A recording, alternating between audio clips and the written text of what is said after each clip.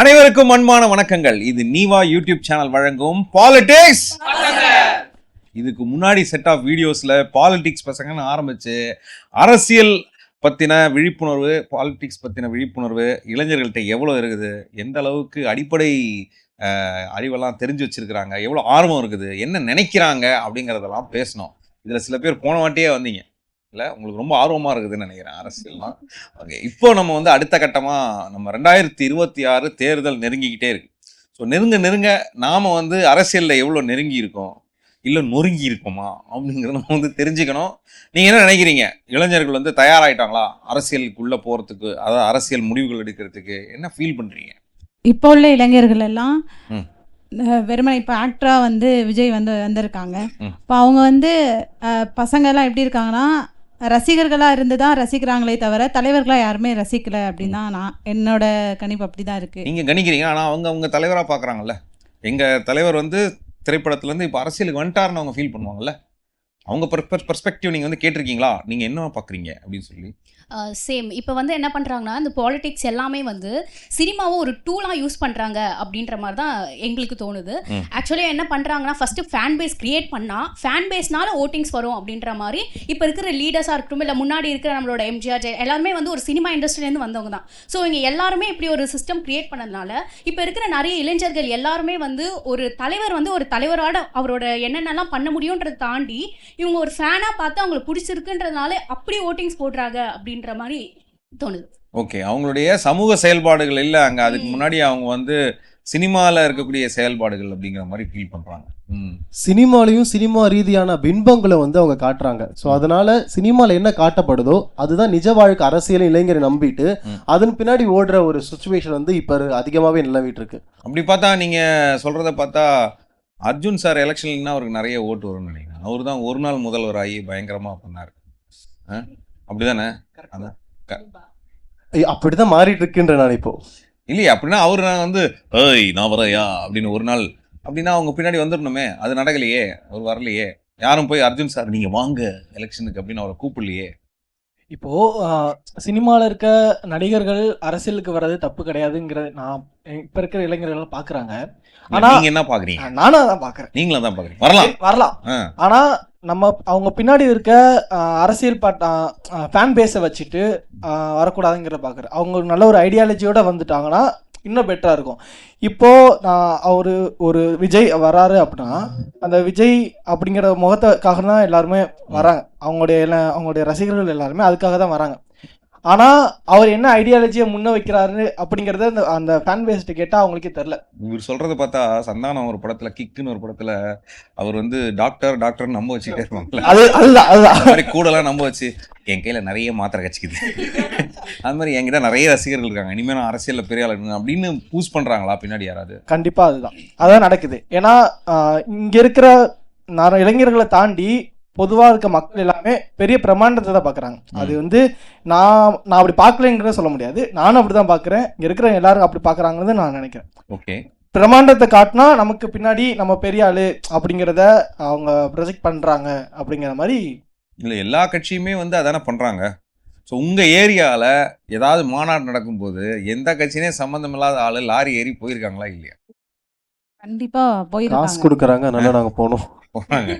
இப்போ இந்த மாதிரி நடிகர்களுக்கு போகிறவங்க வந்து காசெல்லாம் வேணாங்க என் தலைவருங்க அப்படின்னு போகிறாங்கல்ல. அதுதான் அவங்களுக்கு அரசியல் பற்றியான விழிப்புணர்வு இல்லாதனால ரசிகர்கள் விஜயை பார்க்கணுங்கிறதுக்காகவே மாநாடுக்கு போன நிறைய பேர் இருக்காங்க. விஜய் ஒரு வாட்டியாவது பார்த்துடலாம் அப்படிங்கிறதுக்காக. ஆனால் அங்கே என்ன கட்சியோட உள்நோக்கம் என்னது, அரசியல் பற்றியான விழிப்புணர்வு இருக்கானா? கண்டிப்பாக கிடையாது தான். அதாவது திரைப்படம் வேறு, திரைப்பட கலைஞர்கள் வேறு, அரசியல் வேறுன்ற ஒரு விதமான வித்தியாசத்தில் புரிந்து கொள்ள முடியாத ஒரு இளைஞர்களாகவே இருக்கிறாங்க. வெவ்வேறா சொல்றீங்க, எல்லாமே வேறாதான் இருக்கு. எல்லாமே வேறு, ஆனா என்ன அடி வேறு அப்படின்னு பிடிக்கும். ஆனா இதை தாண்டி ரொம்ப ஓப்பனா சொல்லணும்னா எல்லாம் ஸ்டோரி ஓப்பனா சொல்ல போறாங்க. நல்லா நோட் பண்ணிக்கங்க. ஸ்டோரி போடணும் தான் போறாங்க பாதி பேரு. ஸ்டோரி போடணும், நான் விஜயை பார்த்துட்டு ஸ்டோரி போடணும்னு தான் போடுறாங்க. ஸ்டேட்டஸ் வைக்கணும். ஆமா, இப்ப இருக்க நிலைமையை பார்த்தா நிறைய ஃபாலோவர்ஸ் இருந்தா ஈஸியா எம்எல்ஏ எல்லாம் போல. அது என்னமோ உண்மைதாங்க. உங்களுக்கு வந்து சினிமாவில் நடிகை தெரியணுமோ இல்லையோ எல்லாம் தேவையில்லை. சினிமாவே அப்படிதான். நீங்க ஒரு டிவியில் நடிகர் ஆகணுமோ சினிமாவில் நடிகர் ஆகணுமோ உங்கள் பின்னாடி இன்ஸ்டாவில் எவ்வளோ ஃபாலோவர்ஸ் இருக்காங்க, அதுதான் ரொம்ப முதல்ல பார்க்குறாங்க. ஒரு 10 பேரை நடிக்க கூப்பிடணுமோ, 10 பேரை ஒரு கேம் ஷோவில் கூப்பிடணுமோ, 10 பேரை ஒரு சினிமாவில் எடுக்கணுமோ, அதாவது ஒரு செகண்ட் லைன் ஆக்டர்ஸோ யாரையாவது எடுக்கணும்னா, எடுக்கிறதுக்கு முன்னாடி அவங்க அதுக்கு அடுத்த கட்டமாக அவங்க பின்னாடி இருக்கக்கூடிய ஃபாலோவர்ஸ் எவ்வளோ இருக்காங்க. இன்ஃபேக்ட் எனக்கு தெரிஞ்ச அசிஸ்டன்ட் டைரக்டர்ஸ் பண்ணுற வேலையே ஸ்கிரிப்டை ஃபாலோ பண்ணுறத விட, இண்டஸ்ட்ரியில் மற்ற விஷயங்களை ஃபாலோ பண்ணுறத விட, இன்ஸ்டாகிராமில் பல பேரை ஃபாலோ பண்ணி யார் அதிகமான ஃபாலோவர்ஸ் வச்சிருக்கக்கூடிய முகங்களாக இருக்கிறாங்கன்னு டைரக்டருக்கும் இண்டஸ்ட்ரிக்கும் எடுத்து சொல்கிற வேலையே நிறைய பேர் இப்போ பண்ணிட்டு இருக்கிறாங்க. இவங்கள போடுவாங்க, இவங்க வந்து அந்த தலை சொரிஞ்சது நல்லா இருந்துச்சா, அதே மாதிரி தலை சொரிஞ்சா நல்லா இருக்கும்.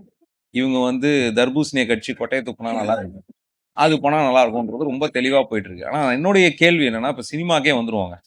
சினிமா அப்படிங்கிற ஒரு விஷயத்துக்கு வந்துடும். திருப்பி திருப்பி பார்த்தீங்கன்னா தமிழ் சமூகம் பொறுத்த வரைக்கும் சினிமாவில் இருந்து தான் இருக்குது. ஆனால் நீங்கள் சொல்கிறீங்க சினிமா வேறு அரசியல் வேறு அப்படிங்கிறீங்க. அது என்னால் எப்படி தமிழ் சமூகத்தில் அப்படி என்னால் பார்க்க முடியுமான்னு தெரியல. நீங்கள் என்ன நினைக்கிறீங்க? சினிமாவை ஒதுக்கி தமிழ் சமூகம் இருக்க முடியும்? இல்ல வாய்ப்பே கிடையாது. ஏன்னா ஒரு 60 வயசு 65 வயசு ஆன ஒரு தாத்தா பாட்டியை போய் நம்ம போய் உட்காந்து பேசணும்னா யாருக்கு ஓட்டு போட்டுவீங்கன்னு கேட்டா எம்ஜிஆர் பேரை இன்னைக்கு வரைக்கும் சொல்லுவாங்க. அவங்க சொல்றதே என்னவா இருக்குன்னா, எம்ஜிஆருக்கு தான் என்னோட ஓட்டு, அது மட்டும் இல்லாமல் அவருடைய வழியில் எந்த யார் வந்தாலும் சரி அவங்களுக்கு நான் ஓட்டு போட்டுருவேன்பாங்க. அவங்க எந்த அளவுக்கு மூட நம்பிக்கையா, அதாவது ஒரு நம்ப கூடாததை நம்பிக்கிட்டு இருந்தாங்களோ அதே நிலைமையில இன்னைக்கு இருக்கிற இளைஞர்களும் இருக்கிறத பார்க்கும்போது ரொம்ப கவலைக்கிடமாக இருக்குது இந்த இடம். கண்டிப்பாக. ஏன்னா எனக்கு தெரிஞ்ச கூட ஒரு ஊரில் சொல்லுவாங்க, ஒரு வயசான பாட்டி வந்து அவங்க இதில் வந்து அந்த சின்னத்தெல்லாம் பச்சை குத்தி வச்சுருப்பாங்க. அவங்க வீட்டு எம்ஜிஆருக்கு தான் சொல்லுவாங்க. எம்ஜிஆர் காலம் ஆகிட்டாருலாம் சொன்னால் அழுதுருவாங்க, விட்டால் அவங்கள அடிச்சும் செஞ்சுருவாங்க. ஏதோ அசிங்கமாக தப்பாக பேசுகிறீங்க தம்பி அப்படிங்கிற மாதிரி. அவங்களுக்குள்ள ஒரு நம்பிக்கை இன்னும் மக்கள் திலகம் அவங்க மனசில் அப்படியே இருக்கிறாங்க. அவங்க தான் ஆட்சி செய்வாங்க, அவங்க யாரையாவது வச்சாவது செஞ்சுருவாங்க பக்காவாங்க மாதிரியான ஒரு மைண்ட் செட் இருக்குது. ஆனால் அது அவங்க வயசானவங்களாச்சே. நான் கேட்குறது, இன்னைக்கு இருக்கிற தமிழ் சமூகத்தை சினிமாவை பிரித்து வைக்க முடியுமா? சினிமா இல்லாமல் தமிழ் சமூகத்தை வச்சு பார்க்கலாம் அப்படிங்க? அப்படி பார்க்கவே முடியாது. ஏன்னா அதுக்கு முன்னாடி நாடக கலை தெருக்கூத்து வழியாக அரசியல் பேசிட்டு இருந்த ஒரு காலத்துல இருந்து அதுக்கப்புறம் அப்படியே வழி வழியாக சினிமாவுக்குள்ளே வந்தது. காமராஜர் இருக்கிறதுக்கு பீரியடில் காமராஜர் தோக்கப்படுறாரு, அண்ணாதுரை வந்து ஜெயிக்கப்படுறாங்க. பட் அப்போ ஒரு பெரிய ஒரு பங்காட்டுறது சினிமா தான். சினிமாவில் இருக்கிற பிரமுகர்களை வச்சு தான் நம்ம அரசியலை பிடிக்க முடியும்னு ஒரு பின்பத்தை அவ கிரியேட் பண்ணும்போது மற்ற அனைவரும் இதை வந்து ஃபாலோ பண்ண ஆரம்பிச்சிட்டாங்க. ஸோ சினிமாக்குள்ளே போனால் நம்ம ஃபெமிலியர் ஆகிடுவோம், அரசியல் அங்கே பேசுவோம், பேசின அரசியலை நம்ம வெளியே ஒரு தலைவராக நம்ம வெளியே பேசும்போது நம்மளுக்கு ஃபேன் பேஸ் வரும், அதன் வழியாக நமக்கு பின்ன ஒரு கூட்டம் சேரும், நம்ம ஒரு ஆட்சி அமைச்சிடலாம், நாளைக்கு சிஎம் எல்லாம் அதனால ஜனாதிபதி எல்லாம் ஒரு விதமான ஒரு ஹை போக்கில் மக்கள் இருந்துட்டு இருக்காங்க. அதுதான் இப்போ வந்து நீங்கள் வந்து அது வேறு வேறாக பிரிக்கணும் அப்படின்னா என்ன ஆகிடும்னு நினைக்கிறீங்க? அது அந்த சினிமா வந்து ஒரு யுக்தியாக இங்கே யூஸ் பண்ணாமல் முடியாமல் நம்ம மக்களை எப்படி ஒருங்கிணைக்க முடியும்னு நீங்கள் நினைக்கிறீங்க? அப்படி இல்லாமல் பண்ணிக்கலாமா? சினிமா இல்லாமல் பப்ளிக்கை பொலிட்டிசைஸ் பண்ணி கொண்டு வர முடியுமா? பொலிட்டிக்கல் ஐடியாலஜிஸ் புரிய வச்சு கலெக்டிவைஸ் பண்ண முடியாது, அதாவது ஒருங்கிணைக்க முடியுமா? சினிமா இல்லாமல் சாத்தியமா? கண்டிப்பாக முடியாது. ஏன்னா அனைவரும் ஓடிட்டு இருக்கோம். இவ்வளோ நேரத்துக்கு முன்னாடி சினிமா வேறன்னு பார்க்கணும், நடிகர் வேறன்னு பார்க்கணும், அரசியல் வேறன்னு பார்க்கணும், இப்போ முடியாதுன்றீங்க. அப்புறம் எப்படி அரசியல் பண்ண முடியும்? இந்த இடத்துல கண்டிப்பாக முடியும்னு சொல்கிறேன். ஏன்னா நம்ம வந்து தமிழ்நாடு லெவலில் மட்டும்தான் இந்த பிரச்சனையை வந்து பார்த்துட்டு இருக்கோம். இதுவே நீங்கள் பார்த்தீங்கன்னா இந்திய அளவில் பாருங்கள், இப்போ ஆளுங்கட்சியில் இருக்கிறவங்கள யாருமே நம்ம வந்து அந்த அளவுக்கு சினிமாவில் உள்ளவங்களா தெரியல. அதே மாதிரி எதிர்கட்சியில் உள்ளவங்களுமே சினிமாவில் உள்ளவங்க மாதிரி நமக்கு தெரியல. அப்படி இருக்கும்போது இங்க மட்டும்தான் இந்த பிரச்சனை நிறைய. எந்த இடத்துல சொல்றீங்க? எந்த கட்சி? இந்தியாலேயே சொல்றேன் நான். ஆளுங்கட்சியில் பாரதிய ஜனதா கட்சி சினிமாவில் இருக்கிறவங்க இல்ல அப்படிங்க.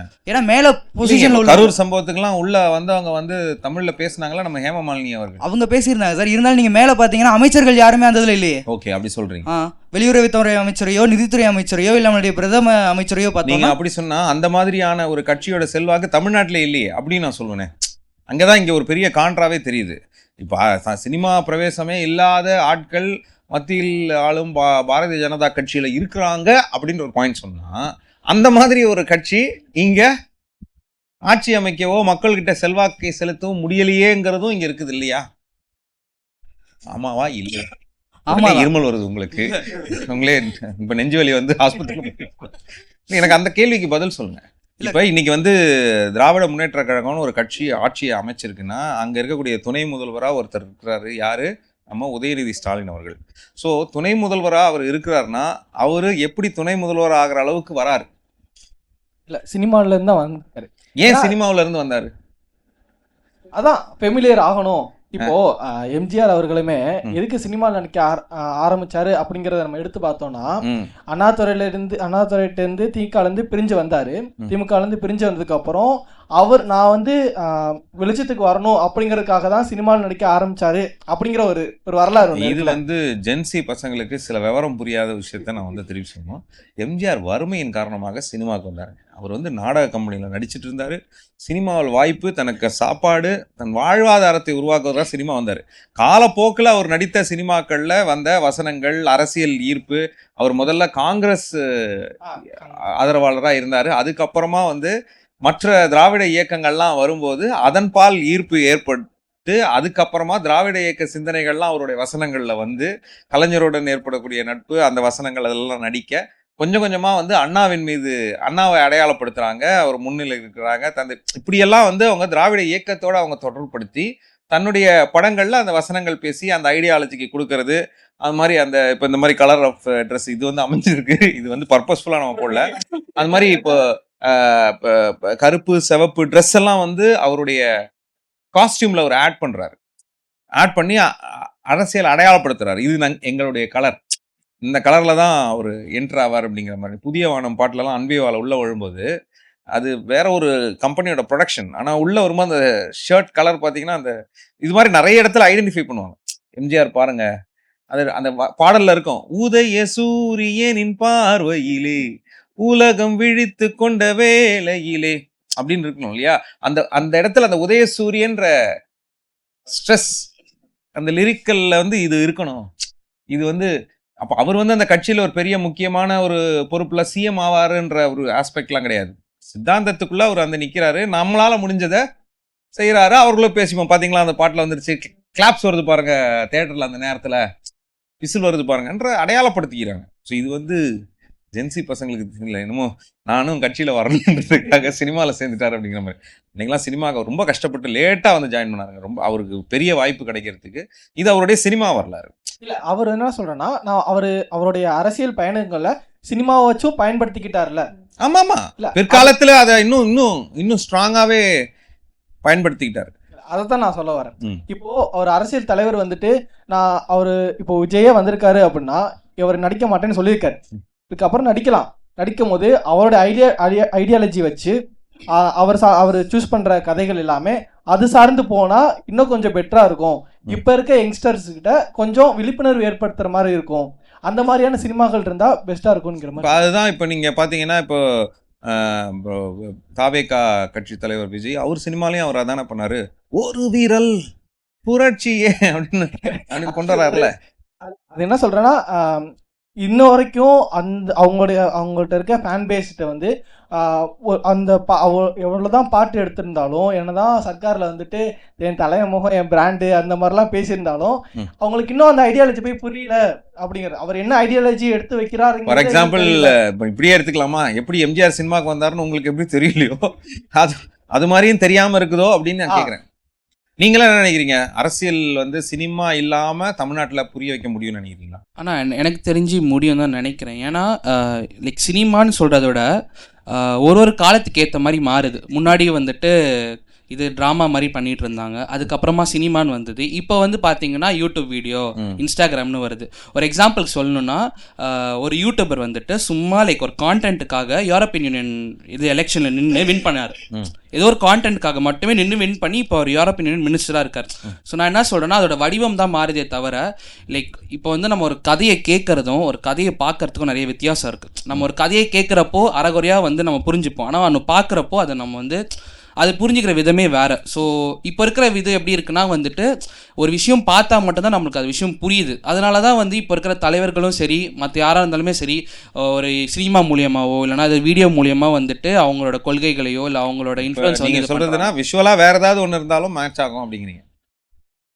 அதாவது சினிமா இல்லைன்னா கூட யூடியூப் மாதிரி ஏதாவது கண்டென்ட் மூலமாக தான் பண்ணிக்கலாம் அப்படிங்கிறீங்க. இப்போ வந்து சினிமா இல்லாமே வரலாம் பாலிடிக்ஸ்குள்ள. இப்போ என்னன்னா, அந்த காலத்துல அவ்வளோ பப்ளிசிட்டி கிடையாது, அவ்வளோ பேர் ரீச் பண்ண முடியாது. அந்த டைம்ல சினிமானால ரொம்ப ஃபேமஸ் ஆனாங்க, அதனால நிறைய பேர் மக்கள் கேதர் ஆன மாதிரி இருந்தது. இப்போ வந்து எப்படின்னா, சோஷியல் மீடியா, இன்ஸ்டா இதெல்லாம் இருக்கும்போது டக்குன்னு பாப்புலர் ஆகணும்னா ஆகிடலாம். ஸோ சினிமா இருந்தால் தான் பாலிடிக்ஸ் வரணுன்றலாம் இல்லை. எய்ம் இருந்தால் போதும் வந்துடலாம். நீங்க என்ன நினைக்கிறீங்க? சினிமா வந்து தமிழ் சமூகத்துல இருந்து பிரிக்கக்கூடியதா இல்ல பிரிக்க முடியாமல் இருக்குதா? சினிமான்னு இல்லை, சினிமாவை தவிர இப்போ மற்ற கலைகள்லாம் இப்போ சிங்கர்ஸ் இருக்காங்க, பாடகர்கள், அவங்களும் இப்போ பீகாரில் எம்எல்ஏ ஆயிருக்காங்க. அந்த மாதிரி ஏதாச்சும் என்டர்டைன் மக்களுக்கு வந்து வித்தியாசமாக தெரியணும் ம். அப்படின்னு பண்ணுறவங்க கூட சினிமாவுக்கு வராங்க, அந்த மாதிரி பண்ணி கூட வராங்க. அந்த மாதிரி. ஓகே. இப்போ அதுக்கு வந்து என்ன கனெக்டிங் எல்லாம் ஏரியாவா இருக்கு?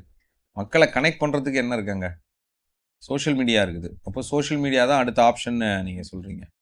இல்லை, இந்த இடத்துல நான் முடியாதுங்கிற மாதிரி சொல்கிறேன். ஏன்னா பிரசாந்த் கிஷோர் எவ்வளோ பெரிய ஒரு பவர்ஃபுல் இதுன்னு தெரியும். ம். இப்போ நடந்த பீகார் பவர்ஃபுல் எது சொல்லுங்க. ஐ மீன் இல்ல, என்னன்னு சோஷியல் சொல்லுங்க. மீடியாவில் வந்து எவ்வளோ பொலிட்டிக்கல் அந்த ஏஜென்சி அந்த ஏன்னா நீங்க ஆரம்பிக்கும் போது பிரசாந்த் நடிகர் பிரசாந்த் எப்போ எந்த பொலிட்டிக்கல் அப்படின்னு பிரசாந்த் கிஷோர் சொல்கிறேன். பிரசாந்த் கிஷோருங்கிற ஒரு அரசியல் ஆலோசகரா? அவர் வந்துட்டு எவ்வளோ பெரிய ஸ்ட்ராங்கான பொலிட்டிக்கல் ஸ்ட்ராட்டஜிஸ்ன்னு தெரியும். ஆமா. ஸோ அவராலேயே பீகாரில் நின்று ஒரு தொகுதியில் கூட ஜெயிக்க முடியலை. ம். இதே இது இப்போ இருக்கிற என்டிஏ கட்சி தான் வந்து லீடிங்கில் வந்திருக்காங்க. ம். இப்போ சோஷியல் மீடியாவில் அவ்வளோ அவேர்னஸை தாண்டி சினிமாவில் தான் எல்லா விதமான மக்களும் பார்க்கக்கூடிய ஒரு பிளாட்ஃபார்மாக இருக்குது. ஓகே. ஸோ அதில் வச்சு தான் அது மூலியமாக போகிறத விட சோஷியல் மீடியாவில் வந்து ரொம்ப டவுனாக இப்போ இருக்கும். நான் கேட்குறேன், ஒரு மிகப்பெரிய சமீப காலத்தில் வந்த பெரிய அரசியல் ஒருங்கிணைப்பு என்ன நடந்துச்சுன்னு நினைக்கிறீங்க தமிழ்நாட்டில்? பயங்கரமாக க்ரௌடு சேர்ந்து மக்கள்லாம் வந்து என்டையர் இந்தியா வேர்ல்டே வந்து தமிழ்நாடை திரும்பி பார்த்துச்சு. மக்கள் வந்து ஏதோ பொலிட்டிக்கலாக தமிழ்நாட்டில் பெருசாக ஒன்று நடக்குது அப்படின்னு திரும்பி பார்த்தாங்க. சொல்லுங்க. ஜல்லிக்கட்டு போராட்டம் அதே மறந்துட்டோமா நம்ம? எனக்கு அதுதான் பெரிய பிரச்சனையாக இருக்குது. எனக்கு தெரிஞ்சு சமீப காலத்தில் நடந்த ஒரு பெரிய யூத் மூமெண்ட்டு, பெரிய ஒரு மூமெண்ட்டாக மக்கள் வந்து ஒருங்கிணைச்சது. இப்போ இந்த மாதிரி ட்ரெஸ்ஸு போட்டு இந்த மாதிரி சட்டை போட்டு நீங்கள் ஒரு இன்னும் 2 பேரை கூட்டிகிட்டு போய் இப்போ நீங்கள் மெரினா பீச்சில் நிற்க முடியாது. புரியுதுங்களா? 4 போலீஸ் வண்டி வந்துடும். யார் நீங்கள், எதுக்காக, என்னது, எங்க அப்படின்னு பல கேள்விக்கு பயப்படுறாங்க. ஏன்னா மக்கள் அங்கே வந்து திரண்டுறக்கூடாது, திரும்பி அதை வந்து புரிய வச்சு வெளியே வர்றது அவ்வளோ பெரிய சேலஞ்சிங்கான ஒரு விஷயமா high alert on Marina beach வந்து இன்னைக்கு வந்திருக்கிறதுக்கான காரணம் ஜல்லிக்கட்டு போராட்டம். மக்கள் ஒருங்கிணைச்சிட்டாங்க. அவங்களுக்கு அங்கேருந்து முடிவுகள்லாம் எடுக்கப்பட்டும் மக்கள் அங்கேருந்து அடுத்த கோரிக்கைக்கெல்லாம் போகிறாங்க. இது வந்து ஜல்லிக்கட்டை தாண்டி வேற எங்கெங்கேயோ போகிறாங்க, உங்களை மல்லு கட்ட முடியாதுன்றதுக்காக பெரிய அளவில் வேகமாக அங்கேருந்து கலைக்கப்பட்ட விஷயங்கள்லாம் இருந்துச்சு. அந்த மாதிரியான ஒரு போராட்டத்துக்கும் சினிமாவுக்கும் என்ன சம்பந்தம்? புளிசோறு லெமன் சோறு கட்டிக்கிட்டு இல்லையா, ஆட்டோலையும் மாட்டு வண்டியிலையும் மக்கள் போனாங்க கூட்டம் கூட்டமாக. அங்கே சினிமா ஆக்டர்ஸ் அங்கே உள்ள வந்து அது இன்னும் கொஞ்சம் பெருசாங்க. ஃபார் எக்ஸாம்பிள் ராகவா லாரன்ஸ் அங்கே வந்து ஒரு பெரிய ஒரு ப்ளே பண்ணிட்டு மாதிரி இருந்துச்சு. ஆக்டர் விஜய் வந்திருக்காங்க அந்த இடத்துல. நிறைய விதமான சினிமா ஆக்டர்ஸ் அது உள்ளே வரும்போது போராட்டத்துக்கு வந்த மக்களை தாண்டியும் நிறைய பேர் சினிமா ஆக்டர்ஸ் பார்த்தோம். அரசியலையும் சினிமாவையும் ஒன்னாக்கி அது ஒரு மிகப்பெரிய இல்லை, நான் என்னோட கேள்வி, அங்கே வந்த நடிகர்கள், அங்கே வந்த பிரபலங்கள் அதை அவங்களுக்கு அரசியலாக்க ட்ரை பண்ணாங்கன்றது இப்போ தெரிஞ்சிருக்கும். அவங்களாம் அதுக்கப்புறம் காணாமல் போனாங்க. சில பேர் அங்கேருந்து அவங்க ட்ரை பண்ணி அவங்க இங்கே ஒன்று ட்ரை பண்ணுறாங்க, ஆனால் அங்கே இன்னொரு 1/2 கிலோமீட்டர் தூரத்தில் வேற, அதான் மக்கள் அதை கண்டுக்கல. நீயும் என்னோட ஒரு ஆளாக தான் இருக்கணுங்கிற மாதிரி தான் ஆயிடுச்சு. அவங்க என்னென்னமோ ட்ரை பண்ணாங்க, ஆனால் நடக்கலை. இன்னும் ட்ரை பண்ணிட்டு இருக்காங்க சில பேர். திடீர்னு சில பேர் இது மேலெல்லாம் ஏறி நின்றுலாம் சொற்பொழிலாம் நடத்தினாங்க, என்னென்னமோ ட்ரை பண்ணாங்க. நிறைய பேர் நீங்கள் வந்து அவங்களுடைய பப்ளிக் மொபிலைசேஷன் ஸ்டண்ட்டு அங்கே நிறைய பேர் பண்ணாங்க. ஆனால் அந்த யாருமே அங்கே நிற்கலை. ஆனால் மக்கள் வந்து இதெல்லாம் தாண்டி ஏதோ ஒரு இடத்துல ஒன்று சேர்ந்துட்டாங்க. ஜல்லிக்கட்டுங்கிற ஒரு கான்செப்டில் நம்மளுடைய அடையாளம் மீட்டெடுக்கணும் வந்துடுறது அப்படின்னு வந்துட்டாங்க. இங்கே சினிமாக்காரங்களுடைய வேலை எனக்கு தெரிஞ்சு நடக்கலை. சினிமாவும் எதுவும் சொல்லலை, இந்த படத்தை பார்த்து வந்தாங்க அப்படிங்கிற மாதிரியும் எதுவும் இல்லை. அங்கே எதுக்கு வந்தாங்கன்னா அவங்க எல்லாரும் தமிழர்கள். நம்மளோட வீர விளையாட்டு, நம்மளோட பாரம்பரிய விளையாட்டை வெளியே இருந்து எவனோ ஒருத்தன் வந்து இனிமேல் நீங்கள் விளையாடக்கூடாது அப்படின்னு நீ யாரா சொல்லலாம்? நாங்கள் ஒன்றும் அந்த மாட்டை துன்புறுத்தலை, அதை எதுவும் வன்கொடுமை பண்ணலை. காலங்காலமாக நாங்கள் விளையாடிக்கிட்டு இருக்கோம். அந்த விளையாட்டு பாரம்பரியமாக வந்துக்கிட்டு இருக்கு, இன்னும் விளையாடுறோம். அதை நீ வந்து இது வந்து ஒரு வன்கொடுமை தடுப்பு, விலங்குகளை நீங்கள் வந்து துன்புறுத்துறீங்கன்னு சொல்லி நீ எப்படா சொல்லலான்னு யாரோ ஒருத்தன் எப்படி நம்மளை சொல்லலாம்? அந்த ஒரு கேள்விக்காக தமிழர்கள் எல்லாம் ஒன்று கூடி நம்ம கண்டிப்பா திரும்பியும் ஜல்லிக்கட்டை நம்ம கொண்டு வரணுன்றதுக்காண்டி ஒரு போராட்டம் பண்ணாங்க. எக்ஸலண்ட். அண்ணா, இந்த ஐடியாலஜி எப்படி போச்சு மக்கள் கிட்டன்றது என்னோட கேள்வியே. சோசியல் நான் மீடியா கேட்குறேன், என்னுடைய லாஜிக்கா இது எப்படி பரவிச்சு அப்படிங்கிறது. இல்லை அந்த இடத்துல ஒரு குறிக்கோள் இருந்துச்சு. எல்லாருக்குமே வந்து எனக்கு இதுதான் தேவை அப்படின்ற ஒரு ப்ராப்பரான ஒரு குறிக்கோள் இருந்துச்சு. இதை தேடி தான் நான் போகிறேன்றது தெரிஞ்சிச்சு. ஆனால் இங்கே உள்ள யாருக்குமே மற்றபடி இப்போ சோசியல் மீடியாலேயோ இதில் இருக்கிறவங்க யாருமே எதை தேடி அவங்க போகிறாங்கன்றதே அவங்களுக்கு தெரியலை. அதுதான் பிரச்சனை. ஸோ அந்த இடத்த பொறுத்தளவுக்கு எனக்கு தேவை என்ன, எனக்கு ஜல்லிக்கட்டை வந்து பேன் பண்ணதை எடுத்து விடணும். இதுதான் ஃபஸ்ட்டு நீட். ஓகே, நான் என்ன கேட்குறேன்னா, சினிமா சமூகத்திலேருந்து பிரிக்க முடியாத ஒரு சூழலாக இருக்கிற பட்சத்தில் எதாக இருந்தாலும் சோஷியல் மீடியா இருந்தாலும் எபிட்டோம் எங்கே நிற்கிதுன்னா, கடைசியில் அதில் உச்சபட்சம் எங்கே நிற்கிதுன்னா, இன்றைக்கி ஏர்போர்ட்டில் யார் வராங்க, இன்றைக்கி அடுத்த படம் என்ன ரிலீஸு, என்ன ப்ரெஸ் ரிலீஸில், என்ன ஆடியோ ரிலீஸில் யார் என்ன பேசுகிறாங்க, இது வந்து ஏதாவது ஒரு வகையில் என்ன ஆயிடுது, ஒரு பேசு பொருளாக சோஷியல் மீடியாவிலையும் மாறிக்கிட்டு இருக்கக்கூடிய இந்த காலகட்டத்தில், இந்த மாதிரியான ஒரு சூழலில் சினிமாவில் இன்னைக்கு சமூக மாற்றம், குறிப்பாக அரசியல் மாற்றத்துக்கு சினிமா என்ன மாதிரி பங்களிக்குதுன்னு நீங்கள் நினைக்கிறீங்க? சினிமா மக்களை அரசியல் மயமாக்க செய்தா, இல்லை அரசியல்லாம் நமக்கு வேணான்னு ஓட சொல்லுதா? இளைஞர்கள் அதை எப்படி பார்க்குறாங்க? என்னை பொறுத்த வரைக்கும் இப்போ சினிமான்றது ஒரு என்டர்டைன்மெண்ட் தான். ஜஸ்ட்டு ஒரு பொழுதுபோக்குக்காண்டி தான் அரசியலை பார்க்குறாங்க. அதில் இருக்குது, அதை வந்து நம்ம வாழ்க்கை முறையாப்படுத்தணும்னு இப்போ யாருமே பின்படுத்தலை. இப்போ நிறையா அதில் சொல்கிறாங்க, மைனாரிட்டி, அப்புறம் நிறையா சொல்கிறாங்க அதில். ஆனால் அதில் சொல்கிறாங்களுக்காண்டி இங்கே யாரும் பின்பற்றலை. ஏன்னா ரியல்லே நடக்குது. வேற கேஸ்ட் மேரேஜ் பட்டான்னு சொல்லிட்டு வெட்டுறாங்க, அது ரியலில் நடக்குது. அதில் பார்த்து இப்போ யாரும் திருந்தலை. ஜஸ்ட் ஒரு என்டர்டெயின்மெண்ட் தான் சினிமான்றது மக்களுக்கு. இன்னும் குறிப்பாக சொல்லணும்னா, எனக்கு தெரிஞ்ச அதிகமாக சினிமாவை நம்ம வந்து அப்படியே புறந்தள்ளிட முடியாது. அதாவது காதலுங்கிறது மனிதகுலம் தொடங்கின காலகட்டத்திலேருந்து ஹார்மோன் இருக்கிற வரைக்கும் காதல் அழியாது இல்லையா? ஆனால் காதலை அந்த காலகட்டத்திலேருந்தே நியாயப்படுத்திட்டு இருக்கிற ஒரே ஒரு மீடியம் என்னன்னா சினிமா தான். அங்கே இருக்கக்கூடிய லீடு ரோல் ஹீரோ ஹீரோயின்களுக்குள்ள காதல் கண்டிப்பாக இருக்கும். அதுலேயும் வந்து அந்த ஹீரோ ஹீரோயின் வந்து பார்த்தீங்கன்னா, ஒன்று ஹீரோ எங்கேருந்தோ ஒரு கடைக்கு நிலை மனிதனாக வந்து ஒரு பணக்கார ஹீரோயினை லவ் பண்ணி கல்யாணம் பண்ணிடுவாங்க. இது மாதிரியான விஷயங்கள் தொடர்ச்சியாக சினிமா என்ன பண்ணிட்டு இருக்கு, சொல்லிட்டு தான் இருக்கு இல்லையா? ஸோ ஆனால் இவ்வளோ காதல் பற்றியும் இவ்வளோ சொல்லியும் மக்கள் வந்து இன்னும் வந்து ஆணவ கொலை செய்தே தீர்வோம் இல்லையா? அந்த ஹீரோன்னு நினச்சி வரக்கூடிய அந்த ஒரு தம்பி எங்கேருந்தோ இருந்து அவருக்கு பிடிச்ச ஒரு பொண்ணு என்ன வீடாக இருந்தா என்ன, என்ன ஆளுங்களாக இருந்தா என்ன, மனசு தானே அப்படின்னு நினச்சி போனால் அங்கே வந்து பெரிய சம்பவம் நடக்குது. இது வந்து ஏன் இன்னும் இருக்கு? இல்லை இப்போ நம்ம வந்து சினிமாவில் இருக்கிறவங்க அரசியலுக்கு வர்றதை பற்றி முதல்ல சொல்லிட்டு இருக்கோம். சினிமாவில் இருக்கிறவங்கன்னா ஆக்டர் மட்டும்தான் நமக்கு வந்து அரசியலுக்கு வர்றாங்க நிறைய பேர். டேரக்டர் யாரும் இந்த இடத்துக்கு வர்றதில்ல. டேரக்டர் தான் ஆக்சுவலாக இந்த கதை எல்லாத்தையும் எழுதுறவராக இருக்கிறார். சினிமாவில் இருக்க ஒரே ட்ரெண்டு தாங்க, ஆக்டர் அரசியலுக்கு வந்துடுவார், டைரக்டர் ஆக்டர் ஆகிடுவார். கொஞ்ச நாளைக்கு அப்புறம் அவங்களுக்கான கண்டென்ட் தேய்மானம் ஏற்படும். கண்டென்ட் தேய்மானம் ஏற்படும் போது அசிஸ்டன்ட் டைரக்டர்ஸ்லாம் டைரக்டர்ஸ் ஆகி வேறு இடத்துக்கு போயிடுவாங்க. அப்போது பெரிய அளவில் சரக்கு இல்லாத டைரக்டர்ஸ்க்கு நிறைய சவால்கள் வரும். என்னென்னா, இப்போ எப்படி கதை பண்ணுறது, நான் எப்படி இப்போ அடுத்து பண்ணுறது, நான் போய் யார்கிட்ட பிச் பண்ணுறது, இப்படிங்கிற விஷயம் வரும்போது, வருமானம் தக்க வைக்கணும்னு ஒரு விஷயம் வரும்போது, சார் ஒரு கேரக்டரு நடிங்கன்னு அந்த இது ஹிட் ஆகிடுச்சுன்னா அப்புறம் அவங்க நடிகர்களாக புழங்க ஆரம்பிச்சிருவாங்க. அவங்களோட ஏஜ் ஃபேக்டரு, மற்ற விஷயங்கள், ஹெல்த் இஷ்யூஸ்னு இது வரும்போது ஆக்டிங் ரொம்ப கம்ஃபர்டபுளாக இருக்குது. அப்படியே இந்த சினிமா ஆக்டிங் கிடைக்கலையா, சீரியல் ஆக்டிங்க்கு போயிடுவோம் அப்படிங்கிற அளவுக்கு அவங்களுடைய கம்ஃபர்ட் ஜோனுக்குலாம் போயிடுறாங்க. ஆனால் ஹீரோஸ் தான் என்ன ஆயிடுறாங்க, நீங்கள் சொல்கிற மாதிரி அட்லீஸ்ட் நடிகர்களுக்கான ஒரு சங்கத்திலேயாவது நம்ம ஏதாவது ஒன்று பண்ணுவோம், அந்த மாதிரி உள்ளே இறங்கிடுறாங்க. இதுதான் நம்ம வந்து பார்க்குறோம். டிரெக்டர்ஸ் வந்து வராதுக்கான காரணம் இதுதான். டிரெக்டர்ஸ் ஒரு குறிப்பிட்ட பாயிண்ட்டுக்கு அப்புறம் ஹீரோ ட்ரிவன் டிரெக்டர்ஸ் ஆகிடுவாங்க. ஃபஸ்ட்டு வரும்போது அவங்க ஒரு கதையை எடுத்துக்கிட்டு வருவாங்க, அதுக்கப்புறம் யாருக்கு கதை பண்ணுவாங்க? ஸோ லைக் என்னை பொறுத்த வரைக்கும் என்னென்னா, இப்போது கடைசி விவசாயின்னு ஒரு படம் வந்தது, அதெல்லாம் அவ்வளோ கருத்து இருந்துச்சு. ஆனால் அந்த படம் எதுவுமே ஓடலை. ஆனால் வந்து பார்த்தீங்களா அந்த படம்? நான் பார்த்தேன். இங்கே யார் யார் கடைசி விவசாயி பார்த்தீங்க? இங்கேயே பாருங்கள், 4 பேர் தான் கை தூக்கி பார்த்தேன். ஆனால் தியேட்டரில் போய் பார்க்கல, எனக்கு டைம் அமையலை. ஆனால் ரொம்ப கில்ட் ஆகி அப்புறமா நான் ஓடிடியில் உட்காந்து பார்த்துட்டேன். மிகவும் நல்ல படம் தான்.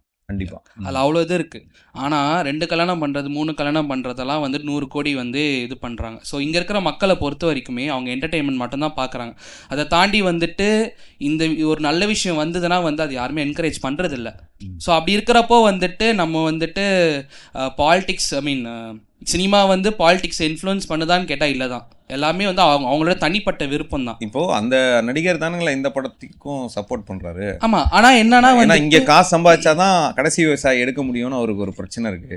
நான் இங்க வந்து I love you I love you I love you I love உனக்கு ஐ லவ் யூ உனக்கு ஐ லவ் யூன்னு சொன்னாதான் 2 இடத்துல 2 பேமெண்ட் மாதிரி அவருக்கு ஒரு பேமெண்ட் கிடைக்குது. படம் ஹிட் ஆச்சுன்னா அந்த காசை எடுத்துட்டு போய் கடைசி விவசாயி அவரால் பண்ண முடியுது இல்லைங்களா? அவுட் சைட்ல இருந்து அதுவும் ஒன்று இருக்குது இல்லை? இல்லை, ஆனால் வந்து என்ன பண்ணுறாங்கன்னா வந்து இப்போ இருக்கிற ஆக்டர்ஸ் எல்லாருமே வந்து அவங்க ஃபேஸ் வேல்யூவை வந்து இன்க்ரீஸ் பண்ணிவிட்டு பாலிடிக்ஸ்குள்ளே வந்துடுறாங்க.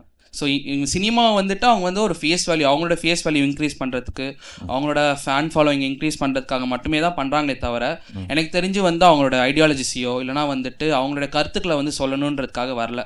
ஒரு மாதம் நம்மளை காமிச்சிக்கிட்டோமா, நம்மளுக்கு ஒரு 10 பேர் ஃபாலோவர்ஸ் வராங்களா, அதை வச்சு நம்ம வந்து ஒரு பாலிடிக்ஸ்குள்ளே வரணும்னு வராங்க.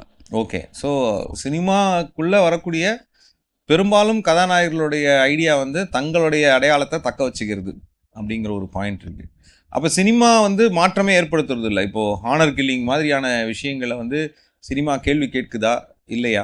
நான் அந்த மாதிரி ஆணவ கொலைக்கு சினிமா தான் ஒரு விதமான ஒரு ஸ்பார்க்காக அமைதோ நான் நினைக்கிறேன். எதனால் அப்படி சொல்கிறீங்க? ஏன்னா இப்போ நீங்கள் சொன்ன மாதிரி காதல் எல்லா வந்துட்டு தான் இருக்குது மக்கள் மனசில். சாதியும் ஒரு ஊறி போன மாதிரி ஒரு சப்கான்ஷியஸ் இருக்கிற மாதிரி மக்கள் மனசுல. சினிமா எங்க சாதி சொல்லுது? எனக்கு அதை சொல்லுங்க. எங்க சொல்லுது? எங்க மனசுல நம்ம சாதி அப்படின்னு சினிமா அது டிஃபால்ட்டா சொல்லுதோ நான் எதிர்பார்க்கிறேன். அப்படியா? ஒரு விதமான காட்சி காட்டுறதா இருக்கட்டும், இல்ல இந்த வகையான சமூகங்கள் இந்த உடை உடுத்திருப்பாங்க, இல்ல இந்த இந்த இந்த இடத்துல இவங்க தான் இருப்பாங்க அப்படின்னு இன்டைரக்டா அந்த மக்களுக்கு புரிகிற மாதிரியான ஒரு சில குறியீடுகளும் காட்சிகளும் அமைக்கப்பட்டதுனால அந்த சாதி உள்ள வருது.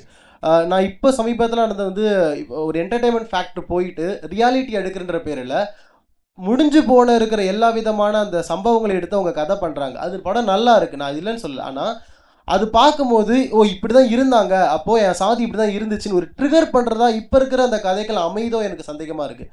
நான் வந்து வட சென்னையிலேருந்து தான் வரேன்.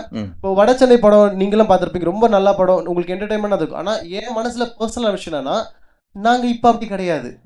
நான் முன்னேறி இருக்கோம், நிறைய பேர் படிச்சிருக்காங்க, நிறைய பேர் வளர்ந்துட்டு இருக்காங்க, ஐடி கம்பெனியும் நிறைய ஒர்க் பண்ணி பிஸ்னஸ் ஆரம்பிச்சிருக்காங்க.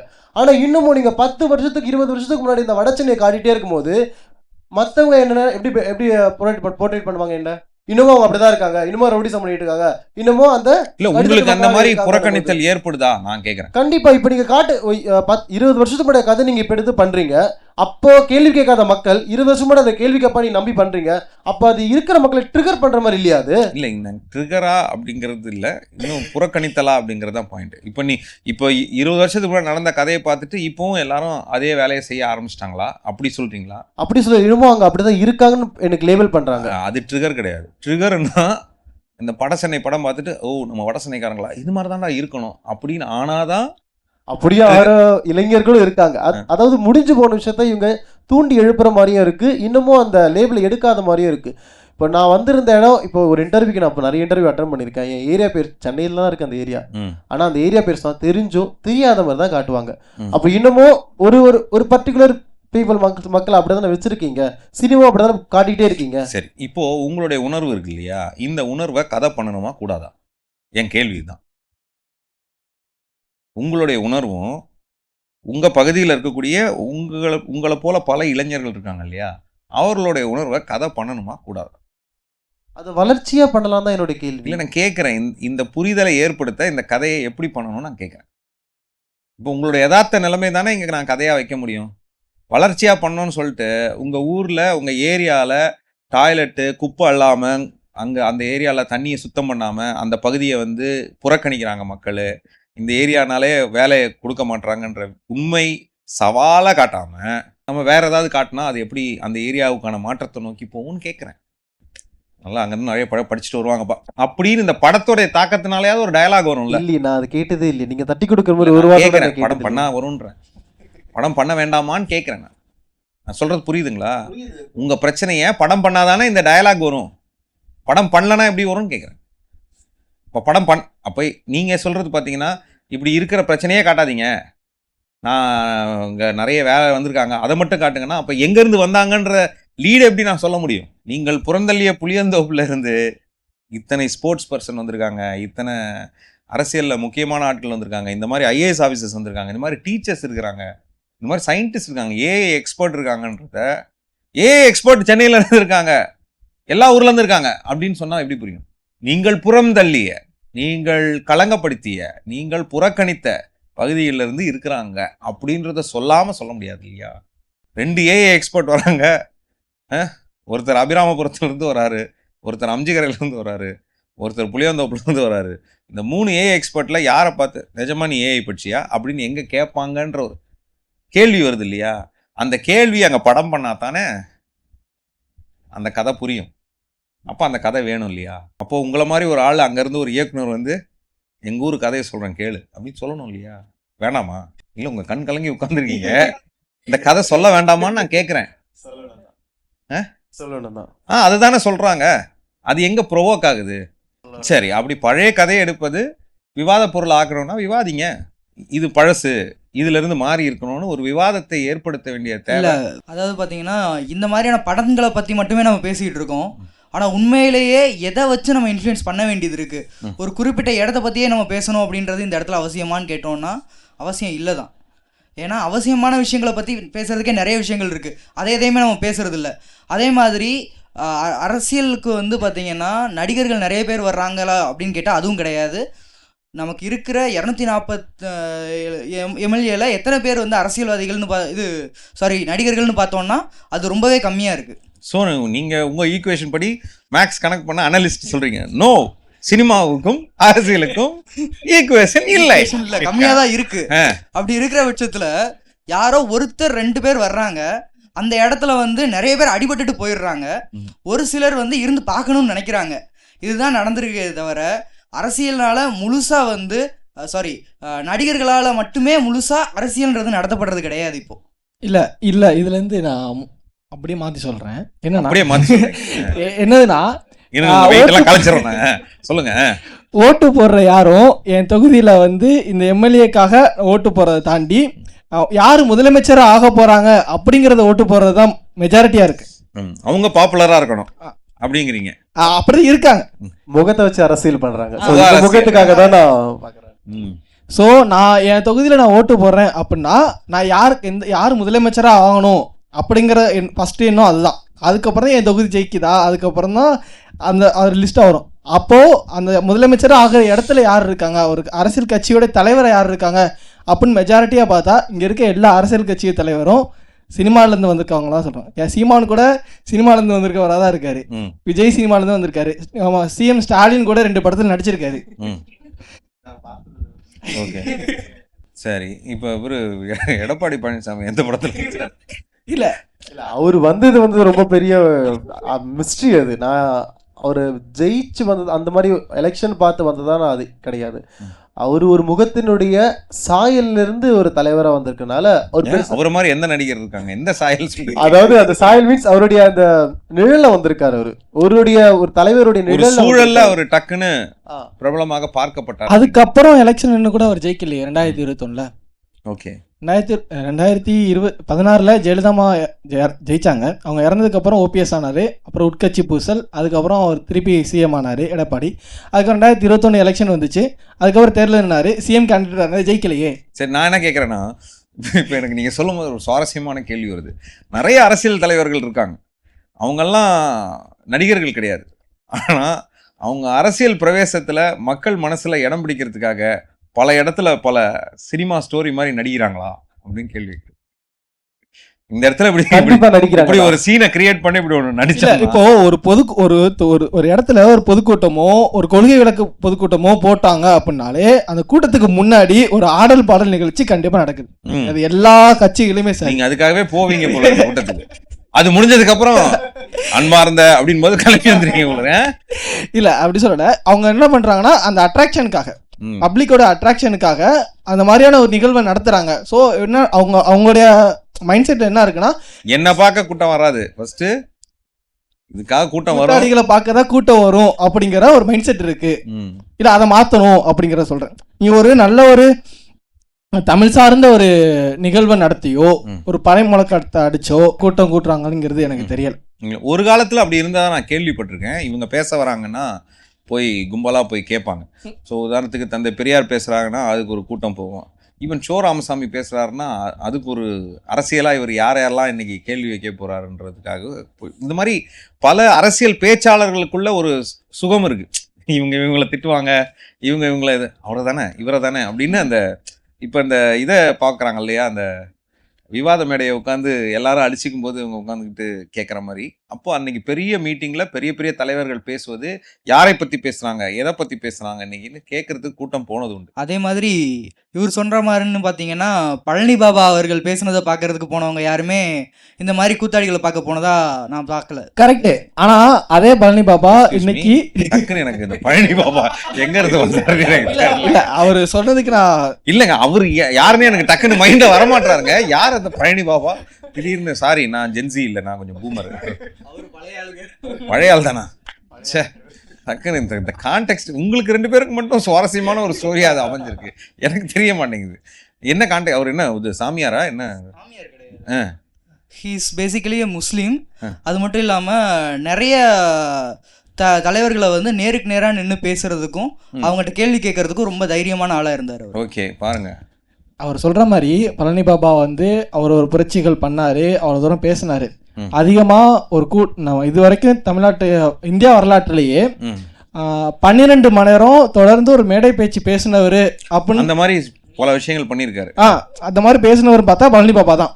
ஆனா அவரையே இந்த தமிழ் சமூகம் வந்து தூக்கி கொண்டாடாத நிலையில தான் இருக்கு. இல்லை, இந்த மாதிரி தூக்கி கொண்டாடலான்றதை நான் எல்லா இடத்துலையும் ஒத்துக்கிறேன். ஏன்னா காமராஜரையே வந்து பார்த்தீங்கன்னா ஒரு மாணவன் மூலமாக ஒரு பையன் மூலமாகவே வச்சு தோக்கடிச்ச தமிழ்நாடு தான் இது.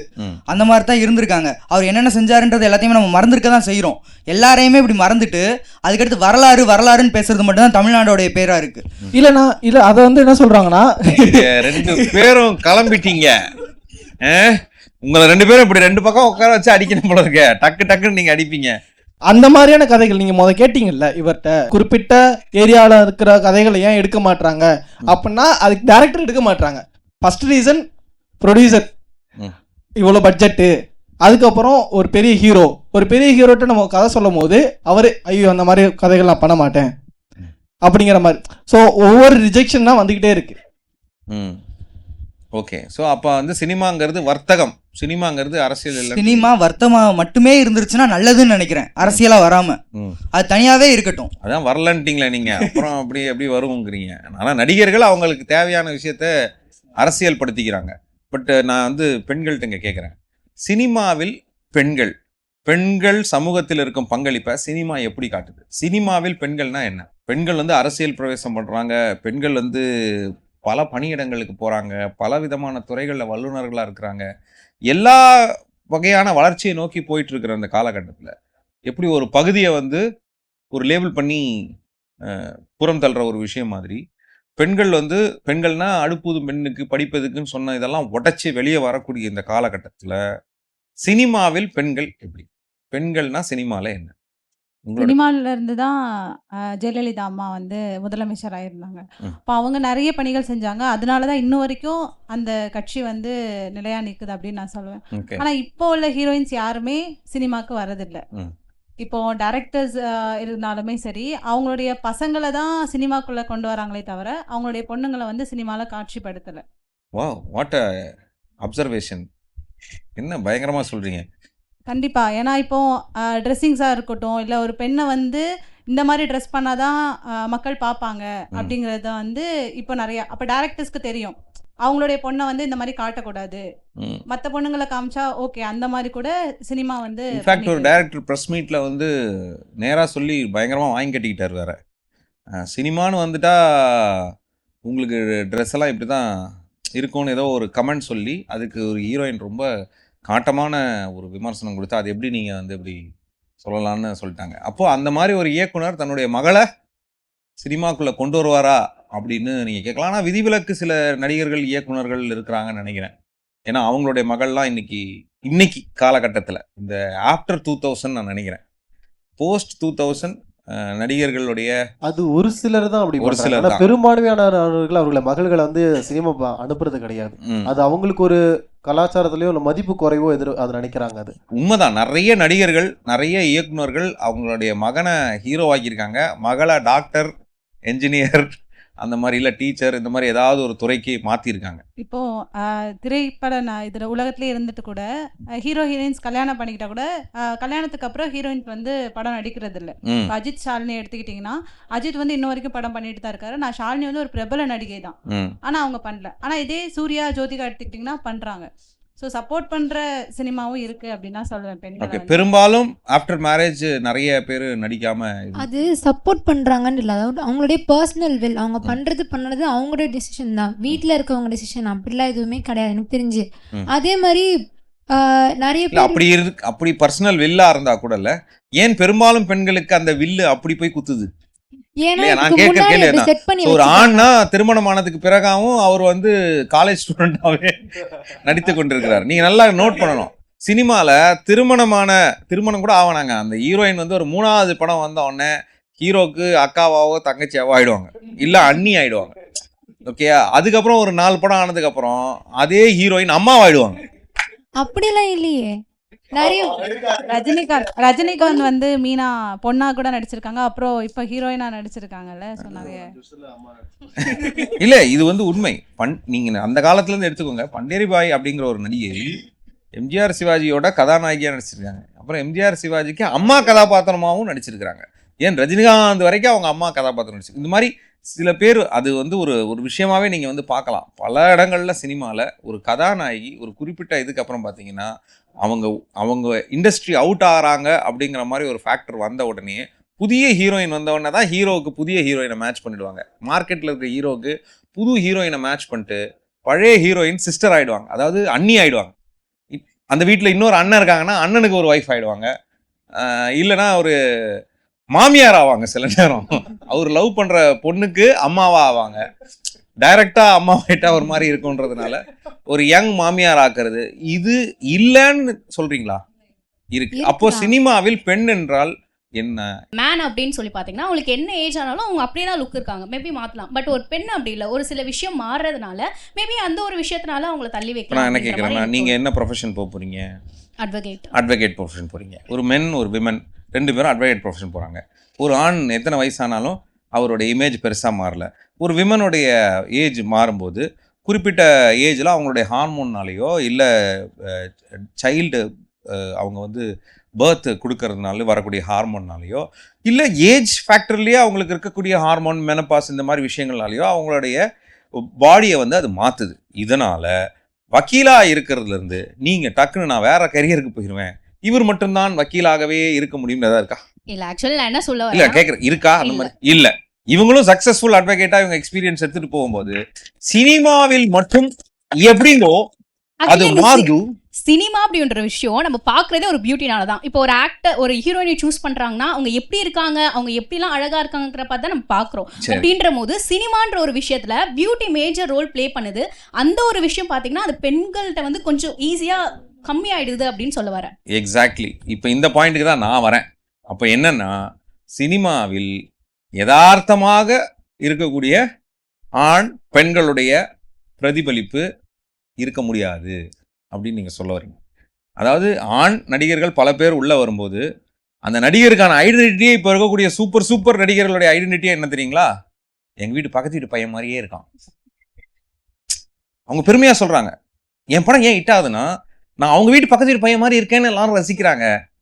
அப்போது எங்கள் வீட்டு பக்கத்து வீட்டு பையன் மாதிரி இருக்கிறான்னா என் வீட்டு பக்கத்து வீட்டு பொண்ணு மாதிரி ஏன் ஹீரோ இருக்கக்கூடாது?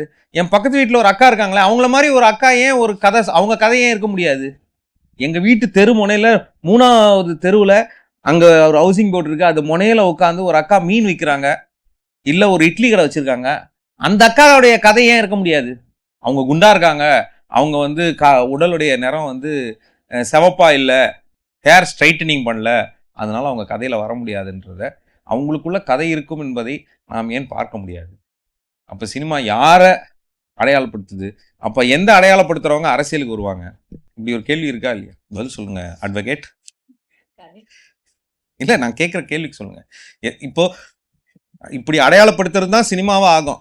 நீங்கள் ஒரு ஹீரோ ஆகணும்னா இப்படிலாம் இருக்கணும் அப்படின்னா பெரும்பாலும் மக்கள் சைடு ஆக்டர்ஸாக தான் இருக்க முடியும் அப்படிங்கிற ஒரு சூழல் அமையுது இல்லை. அதனால தானே ஜிம்மில் போயிட்டு 6 பேக்கு 14 பேக்குன்னு போட்டுக்கிட்டு இருக்காங்க. அதனால தானே பெண்கள் போயிட்டு ஊசி போட்டுக்கிறாங்க, சர்ஜரி பண்ணிக்கிறாங்க, தன்னுடைய அடையாளத்தையே மாற்றிக்கிற ஒரு சூழல் போகுது. இது ஆரோக்கியமாக இருக்கிறதா? இது நலனா? யதார்த்தங்களை ஏன் படம் பண்ணுறதில்ல அப்படிங்கிற கேள்வி வருது இல்லை. அப்போ நான் ஏன் ஒரு என்னை தாண்டி நான் ஒன்று புதுசாக போய் பார்ப்பேன், அந்த புதுசாக போய் பார்க்குற ஆளுன்னு தான் அரசியல் தலைவராக வருவாங்கன்றது. ஆனால் என்னை பொறுத்த வரைக்கும் விமனை வந்துட்டு இங்கே வியாபாரமாக தான் வச்சுருக்காங்க. லைக் அவங்களுக்கான இம்பார்ட்டன்ஸ் வந்து கொடுக்கறது இல்லை. இங்கே எவ்வளோ விமன் வந்து எவ்வளோ சாதிச்சாலுமே வந்துட்டு ஃபேர் அண்ட் லவ்லி ஆட் மாதிரி தான். கருப்பாக இருக்கிறவங்க இந்த க்ரீம் ஒரு வாட்டி க்ரீம் போட்டால் வெள்ளையாயிடுவாங்க. அந்த மாதிரி காமிச்சதுனால இப்போ இருக்கிற எல்லாருமே வந்துட்டு வெள்ளையாக இருக்கிறவங்க தான் அழகு அப்படின்னு ஒரு விண்பத்திலே இருக்காங்க. அதனால வந்து இப்போது ஒருத்தவங்க வந்து ஒரு மாநிலமாக வந்து நடிச்சானா கூட அவங்களை யாருமே ரசிக்கிறது இல்லை. இதுவே வந்துட்டு அவங்க கொஞ்சம் கவர்ச்சியாக கொஞ்சம் வெள்ளையாக இருந்தாங்கன்னா எல்லாரும் ஓடி போய் பார்க்குறாங்க. ஸோ இது வந்துட்டு எப்படின்னா வந்துட்டு அந்த இதே ஃபர்ஸ்ட் நம்ம மாற்றணும். நான் என்ன கேட்குறேன்னா, இளைஞர்கள் ஜல்லிக்கட்டு, எங்கள் ஊர் மாடு, எங்கள் ஊர் கல்ச்சர்னு சொன்னவங்க எங்கள் ஊர் மக்களுடைய முகங்களே நாங்கள் சினிமாவில் பார்க்க மாட்டோன்றது வந்து என்ன தமிழ் சமூகம்? இங்கே எங்கேயோ ஒரு அடிப்படையில் எங்கேயோ ஒரு பிழை இருக்குது இல்லையா? அதை வந்து இளைஞர்கள் கவனிக்கிறாங்களா இல்லையான்ற கேள்வி தான் இங்கே நாம் திருப்பி வைக்கிறோம். ஆனால் நீங்கள் சொல்கிறபடி பார்த்தா அதே இதில் ஃபாலோவர்ஸ் அதிகமாக இருந்தால் அவங்களுக்கு வாய்ப்பு வந்துடும் அப்படின்றதும் சொல்கிறீங்க. ஸோ ஒருவேளை இதெல்லாம் இருக்கா? ஃபாலோவர்ஸ் ப்ளஸ் லுக்கு ப்ளஸ் கண்டிப்பா. ஸோ ஆக்சுவலி இப்போ பார்த்தீங்கன்னா இன்ஸ்டாகிராமில் நிறைய டேலண்டட் பீப்புள்ஸ் இருக்காங்க, நிறைய அவங்களுக்கு டேலண்ட் இருக்கு. பட் அதிகமாக இப்போ அவங்களுக்கு ஃபாலோவர்ஸ் தாண்டி இன்ஸ்டால ஒரு பொண்ணு அழகாக சாரி கட்டிட்டு ஜஸ்ட் ஒரு டிஃப்ரெண்ட் போஸ் சும்மா ஒரு நல்ல ரீல்ஸ் பண்ணால் அவங்களுக்கு ஃபாலோவர்ஸ் அதிகமாக இருக்கு. சாரி கட்டுறதையே ரீல்ஸாக போடுறதும் ஒரு பையன் இருக்கான், எனக்கு ஃபேஸ்புக்கில் இருக்கா ஒரு பையன், டெய்லி வந்து கண்ணாடி முன்னாடி இப்படிங்கிறான். அதுக்கப்புறம் கொஞ்ச நேரத்துக்கு பார்த்தா இன்னர்ஸோட தான் நிற்கிறான் அவன். கைஸ் நான் இன்னைக்கு என்ன ட்ரெஸ் பண்ணிட்டு போறேன்னா இன்னர்ஸோட வந்து என்ன பேண்ட்டுக்கு என்ன சட்டை போடுறேன்னு ஃபுல்லா ட்ரெஸ் பண்றாங்க அவன். இது ஃபுல் ஸ்டோரி ஸ்டேட்டஸா வச்சிருக்கான். அது கீழே சூப்பர் ப்ரோ, தம்ம ப்ரோ, அந்த இது உள்ள லென்ஸ் எல்லாம் போட்டுக்கான். ஸோ தன்னை எப்படி அவுட்வேர்டா பெண்கள் மட்டும் சொல்லலாம், நான் ஆண்கள் எல்லாருமே இப்படி இறங்கியிருக்காங்க. ஃபுல் வீடியோல அப்படியே இருக்கான், இப்படி இருக்கான். தெரியல என்னன்னு ஒன்றும் புரிய மாட்டேங்குது. தெரியல ஜென்சி என்ன பார்க்கலாம். ரீசெண்டாக வந்த மூவிஸை பொறுத்தளவுக்கு பெண்ணியத்தை கரெக்டாக பேசுனது, அது மட்டும் இல்லாமல் போலியா பெண்ணியம் எப்படி இருக்குன்றதை பற்றியும் பேசுனேன். நல்ல படம் அப்படின்னு சொல்லணும்னா நம்ம வந்து ஆண் பாவம் பொல்லாதது சொல்லலாம். அப்படியா? அந்த படம் இட்டாச்சா? இல்லை, பொல்லாத படமாக போயிடுச்சு. ஏன்னா அதில் வந்து பார்த்தீங்க அப்படின்னா பெண்ணியம்னு நினச்சிக்கிட்டு அந்த பொண்ணு என்னெல்லாம் செஞ்சுக்கிட்டு இருக்காங்க, உண்மையிலே பெண்ணியம்ன்றது எப்படி இருக்கணும், இது ரெண்டையுமே அந்த இடத்துல காமிச்சிருந்தாங்க. அப்பப்போ சினிமாவில் வந்து இந்த மாதிரியான தேவையான படங்களும் வருது. ஆனால் பார்த்தீங்கன்னா அதை தவிர தேவையில்லாத கமர்ஷியல் மூவிஸ் நிறையா வரத்தான் செய்யுது. சரி, இந்த விமர்சன படம் பெண்ணியம்னு சொல்லி போலியா பண்ணுறவங்களை பற்றி விமர்சனம் ஒரு படம் வந்துருச்சுன்னு சொல்கிறீங்க. பெண்ணியமே பேசுகிற படங்கள் பர்சன்டேஜாக எவ்வளோ இருக்குன்னு கேட்குறேன். 100ல் எத்தனை? அது ரொம்ப கம்மி தான். ஏன்னா 100 படம் வந்து 36 வயது நிலைன்னு ஒரு படம் எடுத்துங்க. இந்த மாதிரியான படங்கள் எவ்வளோ வருது? 100க்கு 1 2 வர்றதே ரொம்ப பெருசா. அதுவே இப்பதான் வருது. அதுக்குள்ள போலி பெண்ணியத்தை பத்தி விமர்சனம் பண்றதுக்கு ஒரு படம் வந்துருது. யாருடைய பார்வையில அது உயர்த்தி நிறுத்தப்படுகிறது? யாரை அங்க கவனிக்க சொல்லுது? அந்த ஹீரோவை கவனி. அதான் ஒரு நாள் முதல்வன் படத்துல கூட முதல்வனா வந்து ஆணை தான் வைக்கணும், ஹீரோவை தான் வைக்கணும் அப்படிங்கிறது தான் நம்ம சினிமா மார்க்கெட் பண்ணிட்டாங்க. மார்க்கெட் இல்லையா? அது வந்து ரொம்ப தெளிவா வந்து சில விஷயங்கள் இருக்கு. ஏன்னா அப்பதான் வந்து அவரை வந்து கொளுத்தி போட்டா கூட அவர் வந்து கூவத்துல விழுந்து அப்படி ஏன்ச்சு அடுத்த நேரத்துல சண்டை போட்டு வருவார். ஹீரோயின்ஸ் வந்து லீட் ரோல்ல இருந்தா யாருமே படமே அந்த அளவுக்கு படம் ஓடாத மாதிரி தான் எனக்கு ஃபீல் ஆகுது. ஏன்னா 36 வயது நிலை கூட கேர்ள்ஸ் அந்த பெண்கள் தினத்துக்கு மட்டும் அந்த பாட்டு மட்டும் வேணா போடுறாங்க ஸ்டேட்டஸ் போடுறதுக்காக. இப்போ நான் என்ன கேட்குறேன்னா, இப்போ விஜய் அவர்கள் தன்னுடைய சினிமாவில் ஹீரோவாக இருந்து இந்த மாதிரி படங்கள்லாம் நடிச்சு அவருக்கு வந்து ஒரு ஃபேன் பேஸ் வருது. கண்டிப்பாக அவரே வந்து அதை மறுக்க மாட்டார். திரையில தோன்றியதுனால தான் என்னை நேசித்த என் ரசிகர்கள் என் கூட நிற்கிறாங்கன்றதை அவர் மறுக்க மாட்டார்ல. அதுல ஏதாவது மறுப்பு கருத்து சொல்லுவாரா? சொல்ல மாட்டார். இது மாதிரி விஜய் அவர்களுடைய காலகட்டத்திலிருந்து வந்த எத்தனை ஹீரோயின்ஸ் இருக்காங்க, அவங்களால இப்படி ஒரு இடத்துல வந்து நிற்க முடியுமா? இனியாவது அப்படி யாராவது வந்து நிற்க முடியுமா? இதுதான் என் ஃபேன் பேஸ் வந்தாங்க, நான் அரசியல் பிரவேசம் போகிறேன், நான் கட்சி அமைக்கிறேன், நான் வந்து தேர்தலில் நிற்கிறேன் அப்படிங்கிற மாதிரி ஒரு ஃபேன் பேஸை கட்டி அமைச்சு ஒரு பெண் திரைப்படத்துல இருந்து நான் ஒரு தலைவி ஆகிறேன். பெண் நின்னாலுமே இந்த சமூகம் வந்து அதை இல்ல ஒத்துக்காது. வர முடியுமா முதல்லன்னு கேட்கிறேன். ரொம்ப இந்த கஷ்டம். திரையுலகம் அப்படி ஒரு பிம்பத்தை ஒரு பெண்ணுக்கு உருவாக்குகிறதா? கண்டிப்பா கண்டிப்பா கிடையாது. பெண்கள்னாலே செகண்டரி தான் பாக்குறாங்க. செகண்டரி. First hero. ஆ. ஹீரோ என்ன சொல்றாரோ அது ஹீரோயின் கேட்குற மாதிரி தான் கதைக்களமே இருக்கு. ம். அப்படி பார்க்கும்போது பெண்களை தலைவரா சினிமாவே காட்டாத போது ரியலைட்ல வந்து அது பிரதிபலிக்க மாட்டேங்குது. ஸோ அவங்க ஆல்ரெடி தலைவராகிறது ரொம்ப கஷ்டமா இருக்கு. ஒரு விதிவிலக்குன்னா முன்னாள் முதலமைச்சர் ஜெயலலிதா அம்மையார் அவர்களை சொல்லலாம். ம். அவங்க ரொம்ப கஷ்டப்பட்டு எக்ஸ்ட்ரீம் லெவல் ஆஃப் அந்த கஷ்டங்களை அனுபவிச்சு தான் ஒரு இல்ல முதலமைச்சர் அவங்க பதவியை திரை அடைஞ்சிருக்காங்க. வாழ்வை தாண்டி அரசியல் வாழ்க்கை ரொம்ப நாள் இருந்தாங்க. ஒரு முக்கியமான பொறுப்புல எம்ஜிஆர் அவர்களோடு ரொம்ப நாள் அப்ப பயணித்தாங்க. கூட விமர்சனங்கள் பேச்சு தானே பெண்ணுக்கு வந்து அதிகமா இருந்துச்சு. ஏன்னா எம்ஜிஆர் கூட அவங்க அந்த மாதிரி இருந்தனால தான் அரசியல்ல அவங்க இருக்கிறாங்க அப்படிங்கிறது கூட வருது. இருக்கு. ஆனாலும் அவங்களுக்கு ஒரு அரசியல் அனுபவம்னு ஒன்று இருந்துச்சு. அந்த கட்சியோடைய அந்த ஃபால் டைம்ல இருந்து அவங்க எடுத்து வந்தாங்க அப்படிங்கிறது ஒன்று இருக்கு. அதுக்கு ஒரு அந்த வாய்ப்பு கிடைச்சாதானே அவங்கள ப்ரூவ் பண்ண முடியும். இப்போ அவங்கள ஒரு அயர்ன் லேடி அப்படின்னு சொல்றாங்கன்னா அவங்க சில முக்கியமான கைதுகள்லாம் செய்திருக்காங்க. அதெல்லாம் வந்து அவ்வளோ ஈஸி கிடையாது. அதில் வந்து என்ன விமர்சனங்கள் வைக்கிறாங்க அதெல்லாம் ரெண்டாவது பட்சம். ஆனால் அந்த ஒரு முடிவு இருக்குல்ல, மேடம் அப்படின்னு இங்கே ஒரு சமூகம் சொல்லும்ல, இதெல்லாம் அப்படின்னு இந்த பேப்பர் சைன் ஆகி போகிற பேப்பருக்கு வாங்கின கையெல்லாம் நடுங்கும் இல்லையா, இதை செய்யலாமா வேண்டாமா. ஒரு பெரிய மதகுருவெல்லாம் கைது செய்திருக்காங்க. இதெல்லாம் செய்யலாமா வேண்டாமான்னு கேட்கும்போது ஜஸ்ட் ஃபாலோ மை ஆர்டர்ஸ் அப்படின்னு சொல்கிற அந்த அந்த ஸ்ட்ராங்கான ஒரு விஷயம் வர்றது வந்து டெஃபினட்டாகவே வந்து ஒரு சாதாரண விஷயம் கிடையாதுங்க. ஆனால் அந்த வாய்ப்பு கிடைச்சாதானே அதை செய்து காட்ட முடியும். அப்போ இந்த வாய்ப்பு இங்கே பெண்கள் செய்து காட்ட முடியுமா? இந்த சினிமா உலகம் ஒரு ஹீரோவை ஒரு அடையாளப்படுத்தி ஒரு ஒரு ஆதர்ச நாயகன் பாசிபிள் திஸ் பர்சன் கேன் அப்படிங்கிற மாதிரி இருக்கிற அந்த இடத்துல ஒரு ஹீரோயின் ஒரே ஆடியோ லான்ச்சுக்கு போங்க. அந்த ஆடியோ லான்ச்சில் கடைசியாக யாரை பேச வைப்பாங்க? ஆமாம், அங்கே ஹீரோக்கான ட்ரெஸ் அட்டையர் பாருங்க. அந்த ஹீரோயின் என்ன ட்ரெஸ் என்ன அட்டையர், ஹீரோயினோட ப்ரெசன்டேஷன் அதில் என்னவாக காண்பிக்கப்படுகிறது. அதே ஹீரோயின் அதே ஒரு 3வது படத்தில் அதே படத்துக்கு என்னவா ஆயிடுவாங்க? ஒரு பாட்டுக்கு டான்ஸ் ஆடுற ஹீரோயினாக மாறிடுவாங்க. இல்ல இந்த இடத்துல அந்த நான் டான்ஸுக்கு பேர் என்ன? Item dance. ஐட்டம் என்றால் பொருள். அந்த பெண்ணை எங்க பொருளாக்கிறது. இந்த இடத்துல ஹீரோ ஹீரோயின் அப்படின்றதுக்கே நாங்க வரல. அது யாரை வேணாலும் இருந்துட்டு போட்டோம். களத்துல இறங்கி முதல்ல இருந்து வேலைகளை செஞ்சு, இல்லைனா மக்கள் மனசுல முதல்ல இடத்த பிடிச்சி, இல்லைனா அரசியல்னா என்னன்றதை கத்துக்கிட்டு அதுக்கு அடுத்து என்ன செய்ய முடியும் அவங்களாலன்றதை வச்சு கொஞ்சம் கொஞ்சமா முன்னாடி வாங்கன்னு தான் சொல்றோம். எடுத்த உடனே என்கிட்ட காசு இருக்கு கோடிக்கணக்கில், என்னால வந்து தமிழ்நாடு முழுக்க இருக்கிற எல்லா இடத்துலையும் எம்எல்ஏ நிக்க வைக்க முடியும் அப்படின்னா நான் தலைவர் ஆயிடுவேன் உடனேயும் அப்படின்னு ஒரு படத்து மூலமா நான் செஞ்சு காமிச்சிட்டு அடுத்து மறுபடியும் அடுத்த வருஷமே இல்லைன்னா 2-3 வருஷத்துலயே நான் மறுபடியும் இங்க வந்து கட்சி ஆரம்பிக்கிறேன் அப்படின்னா இதை எப்படி ஒத்துக்கப்படுது அப்படின்றது தான். ஏன்னா இதை ஒத்துக்கவே முடியாதுல்ல யாராலையும். என்கிட்ட காசு ஒத்துக்கிறாங்களே, அதுக்கு கூட கும்பல் நிற்கிறாங்களே. இப்போ சினிமா ஒரு சில விஷயங்களை சொல்கிறது, ஆனால் அரசியல் இன்னொன்றும் இருக்குது. ஒரு ஓட் பேங்க் அப்படின்னா அந்த ஓட் பேங்க்கு பின்னாடி இருக்குது, அதாவது ஓட்டு வங்கி எங்கே இருக்குது, எதை சார்ந்து ஓட்டு இருக்குது ஊர்கள் எல்லாம்? ஜாதி. ஸோ சினிமா ஜாதியை எப்படி காட்டுது? சினிமா ஜாதியை வலு சேர்க்குதா இல்லை ஜாதி இல்லைன்னு சொல்லுது? அதாவது இந்த ஜாதி அரசியலுக்கு மாற்றான கருத்தை சினிமா வைக்குதா இல்லை அதை அப்படியே சஸ்டைன் பண்ணுதா? நியூட்ரலாக தான் நிற்குது. நியூட்ரலாக நிற்குது. ஏங்க? ஏன்னா வந்துட்டு அந்த ஆக்டர் வந்து எப்படியோ ஒரு நாள் வந்துட்டு அந்த கட்சியை போய் நிற்பாரு, அந்த ஊர்லேயே போய் நிற்பாரு. எதுக்கு வம்பு, நம்ம நியூட்ரலாக அடிச்சுட்டு போயிடும் சொல்லி நியூட்ரலாக அடிச்சுட்டு போயிடுறாங்க. ஓகே. ஸோ இவங்க வந்து வலுவும் சேர்க்கலை, இதுவும் பண்ணலை, சமூகம் சொல்லலை. எனக்கு கொடுக்குற காசு நான் அடிச்சுட்டு போகிறேன், அந்த மாதிரி தான் இருக்காங்க. ஓகே. ஸோ அவங்க வந்து நிஜமாவே அவங்களுக்கு என்ன தோணுது அப்படிங்கிற கருத்தை அவங்க தைரியமாக சொல்கிறது இல்லை அப்படிங்கிறீங்க.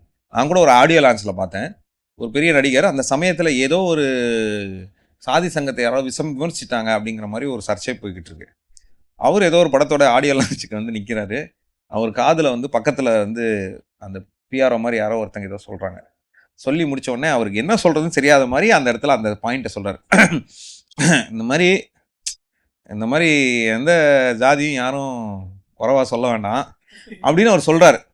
அங்கே வந்து அவர் அதை வந்து சொல்ல வேண்டிய அவசியம் என்ன அப்படின்னா, அதுக்கு பின்னாடி அவர் அந்த இதை சப்போர்ட் பண்ணுறார். அதாவது அதை சொன்னதை எதிர்க்கிறேன் அப்படிங்கிறத டைரெக்டாக சொல்லாமல், ஆனால் அதுக்காக நான் வாய்ஸ் பண்ணிட்டேன், ஏன்னா பின்னாடி உங்கள் படம் பார்க்க உங்கள் படம் ஓடணும்னா உங்கள் சாதிக்காரங்க உங்களுக்கு இருக்கிறாங்கங்க, அதை நீங்கள் ரீட்டைன் பண்ணிக்கணும்னா இப்படி ஒரு ஸ்டேட்மெண்ட்டை சொல்ல. அந்த ஸ்டேட்மெண்ட்டை நேராக சொல்ல முடியாமல் இந்த மாதிரி யாரையும் இதுவாக பண்ணிக்க வேணாம், சொல்லிக்க வேணாம் அப்படின்னு நான் சொல்லிக்கிறேன் அப்படின்னு திரும்பி பார்க்குறேன். ஓகே, இது வந்து அவங்க அறிக்கையோட சொல்கிறாங்க, எங்கள் சங்கத்துக்காக நீங்கள் சொல்லணும், இப்போ இது சினிமாக்குள்ள இருக்குது. ஆனா இந்த மாதிரி நடிகர்கள்லாம் தான் பிற்காலத்துல என்னவா ஆறாங்க?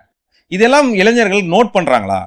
இவங்க இந்த மாதிரியான சப்போர்ட் சிஸ்டத்தை எஸ்டாப்ளிஷ் பண்றாங்கங்கிறதெல்லாம் நோட் பண்றாங்களா? இந்த பெர்ஸ்பெக்டிவ் அங்க இருக்குதா? இன்னைக்கு இருக்கக்கூடிய ஜென்சீஸ் அதெல்லாம் நோட் பண்றாங்க, அப்சர்வ் பண்றாங்களா? இவங்க நடுநிலைமையானவர்களா? அவங்களுக்கு தோன்ற உண்மை கருத்துக்களை சொல்லுவாங்களா? அப்படிங்கிற ஆஸ்பெக்ட்ல நான் கேட்குறேன். இல்லை நம்ம இதை வந்து சின்னதாக ஒரு ஷோ வச்சு நம்ம தெரிஞ்சுக்கிடலாம். நீயா நானால நடந்த ஒரு இதில் தான் பெண்களை பார்த்து உங்களை விட கீழே இருக்கிற ஜாதியில் உள்ள பசங்களை வந்து வேற்று ஜாதி பசங்களை வந்து கல்யாணம் பண்ணிப்பீங்களான்னு சொல்லிட்டு கேட்டிருந்தாங்க. யாருமே வாயை திறக்கலை. அப்படிங்கும்போது இங்கே இருக்கிற இளைஞர்களுடைய மனசுக்குள்ளேயே பார்த்தீங்கன்னா அந்த ஜாதின்றது பதிஞ்சு போய் தான் இருக்குது. கொஞ்சம் கொஞ்சமாக வெளியில் வருதே தவிர, குறையுதே தவிர, முழுசாக வந்து இப்போ நீங்கிருச்சுன்னு சொல்லி சொல்ல முடியாது. சினிமாவால் ஒரு படத்தை நான் எடுத்துட்டேன்றதுக்காக இன்றைக்கி ஒரு படத்தை எடுத்துகிட்டு 2 பேரும் இந்த மாதிரி நல்ல கபடி விளையாண்டாங்க, அதனால் கல்யாணம் பண்ணி வச்சா என்ன அப்படின்னு சொல்லிட்டு ஒரு டயலாக் நான் எழுதிட்டேன் அப்படின்றதுக்காக மொத்தமாக இது வந்து மாறுறதுக்கான சான்ஸே கிடையாது. ஆனால் அந்த ஷோலேயே நம்ம பார்க்கும்போது பார்த்தீங்கன்னா எல்லாரும் ஜாதி இல்லைன்னு சொல்லிட்டு பேசிட்டு கடைசியில் கல்யாணம் பண்ணிப்பீங்களான்னு சொல்லி கேட்டால் முடியாது அப்படின்னு. இல்லை, அது வந்து ஒரு பர்சனலான ஒரு கேள்வி இல்லையா? ஒரு பொண்ணால டக்குன்னு ஒரு பப்ளிக் ஸ்பேஸில் இப்படி சொன்னால் அவங்களுக்கு மனசில் எஸ்ன்னு இருந்தால் கூட இல்லை, சில நேரத்தில் சொல்கிறதுக்கு நீ இங்கே வந்து கேட்குறியே, நான் இது சொல்கிறதுனால நான் என்னெல்லாம் இல்லை ஜாதி இல்லைன்னு சொல்லிட்டு அதே கேமராவுக்கு முன்னாடி நின்று தானே அவங்க பேசிக்கிட்டு இருக்காங்க. ஸோ யாராவது தைரியமா சொல்லியிருக்கலாம் இல்லையா அப்படின்னு சொல்றீங்க. நிஜமாவே உங்களுக்கு கன்விக்ஷன் இருந்ததுன்னா நீங்க நேரா பேசியிருக்கலாம். எஸ், எனக்கு அப்படி ஒரு ஆப்பர்ச்சுனிட்டினா நான் எஸ் தான் சொல்லுவேன்னு சொல்லியிருக்கலாம் அப்படிங்கிற பாயிண்ட்டும் இருக்குது. ஸோ 2 வகையில் இதில் ஒரு டைட்டான விஷயம் இருக்குது. பட் நான் என்ன கேட்குறேன் அப்படின்னா, இப்போது ஹானர் கில்லிங் அப்படிங்கிறது பார்த்தீங்கன்னா இன்னைக்கு யூத்துக்கிட்ட நடந்திருக்கு. 3-4 ஹானர் கில்லிங் சமீப காலகட்டத்தில் யூத் செய்திருக்கிறாங்க. தன்னுடைய அக்காவையோ தங்கையோ தன்னை விட தாழ்த்தப்பட்ட சமூகத்திலிருந்து ஒருத்தன் எப்படி வந்து காதலிக்கலாம், அந்த ஒரு ஆணவ மனநிலையில் ஒரு கொலை நடக்குது பட்ட பகலில். அந்த கொலை நடத்திட்டு அவங்க எஸ்கேப் ஆகிறது இல்லை, அந்த கொலை நடத்திட்டு எனக்கு நான் தான் செஞ்சேன்னு தெரியாமல் போகிறதெல்லாம் எதுவுமே கிடையாது. செஞ்சுட்டு தைரியமாக நான் தான் அப்படின்னு சொல்கிற அந்த விஷயத்துக்கு போகிறாங்க. இப்போ இவங்கெல்லாம் இந்த சமூகத்தில் இல்லையா? இவங்க இந்த படங்கள்லாம் பார்த்ததே இல்லையா? இல்லை அந்த காலத்தில் பாரதியார் கவிதைகள்லாம் கூட கேட்டது இல்லையா? சாதிகள் இல்லை எடி பாப்பா, எக்கச்சக்கமான படங்கள். இன்னைக்கு பெரிய அரசியல் தலைவர்கள்னு சொல்லியிருக்கவங்கலாம் நிறைய படங்கள்லாம் நடிச்சிருக்காங்க, எவ்வளோ டயலாக் பேசியிருக்காங்க.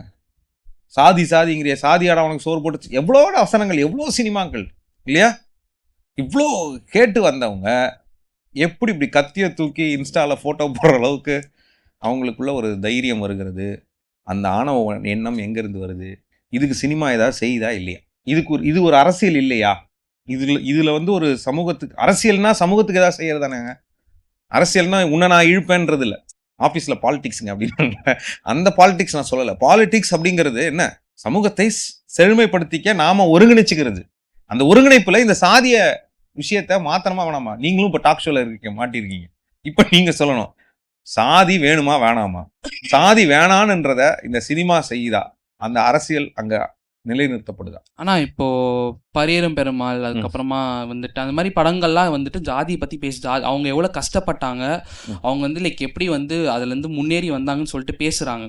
பட் அது வந்து அந்த குறிப்பிட்ட டைம் வரைக்குமே அதை பேசுகிறாங்க. அதுக்கப்புறமா எல்லாருமே அவங்க வேலையை பார்த்துட்டு போயிடுறாங்க. அதுக்கப்புறமே யாருமே வந்துட்டு நம்ம வந்து இப்படி இருக்கணும் அப்படி இருக்கணும்னு சொல்லிட்டு யாருமே யோசிக்க மாட்டாங்க. அந்த டைமில் இப்படி இவ்வளோ கஷ்டப்பட்டாங்களா, அப்படி ஐயோ பாவம் சொல்லிட்டு அதுக்கப்புறம் அவங்க வேலையை பார்த்துட்டு போகிறாங்களே தவிர யாருமே யோசிக்க மாட்டாங்க.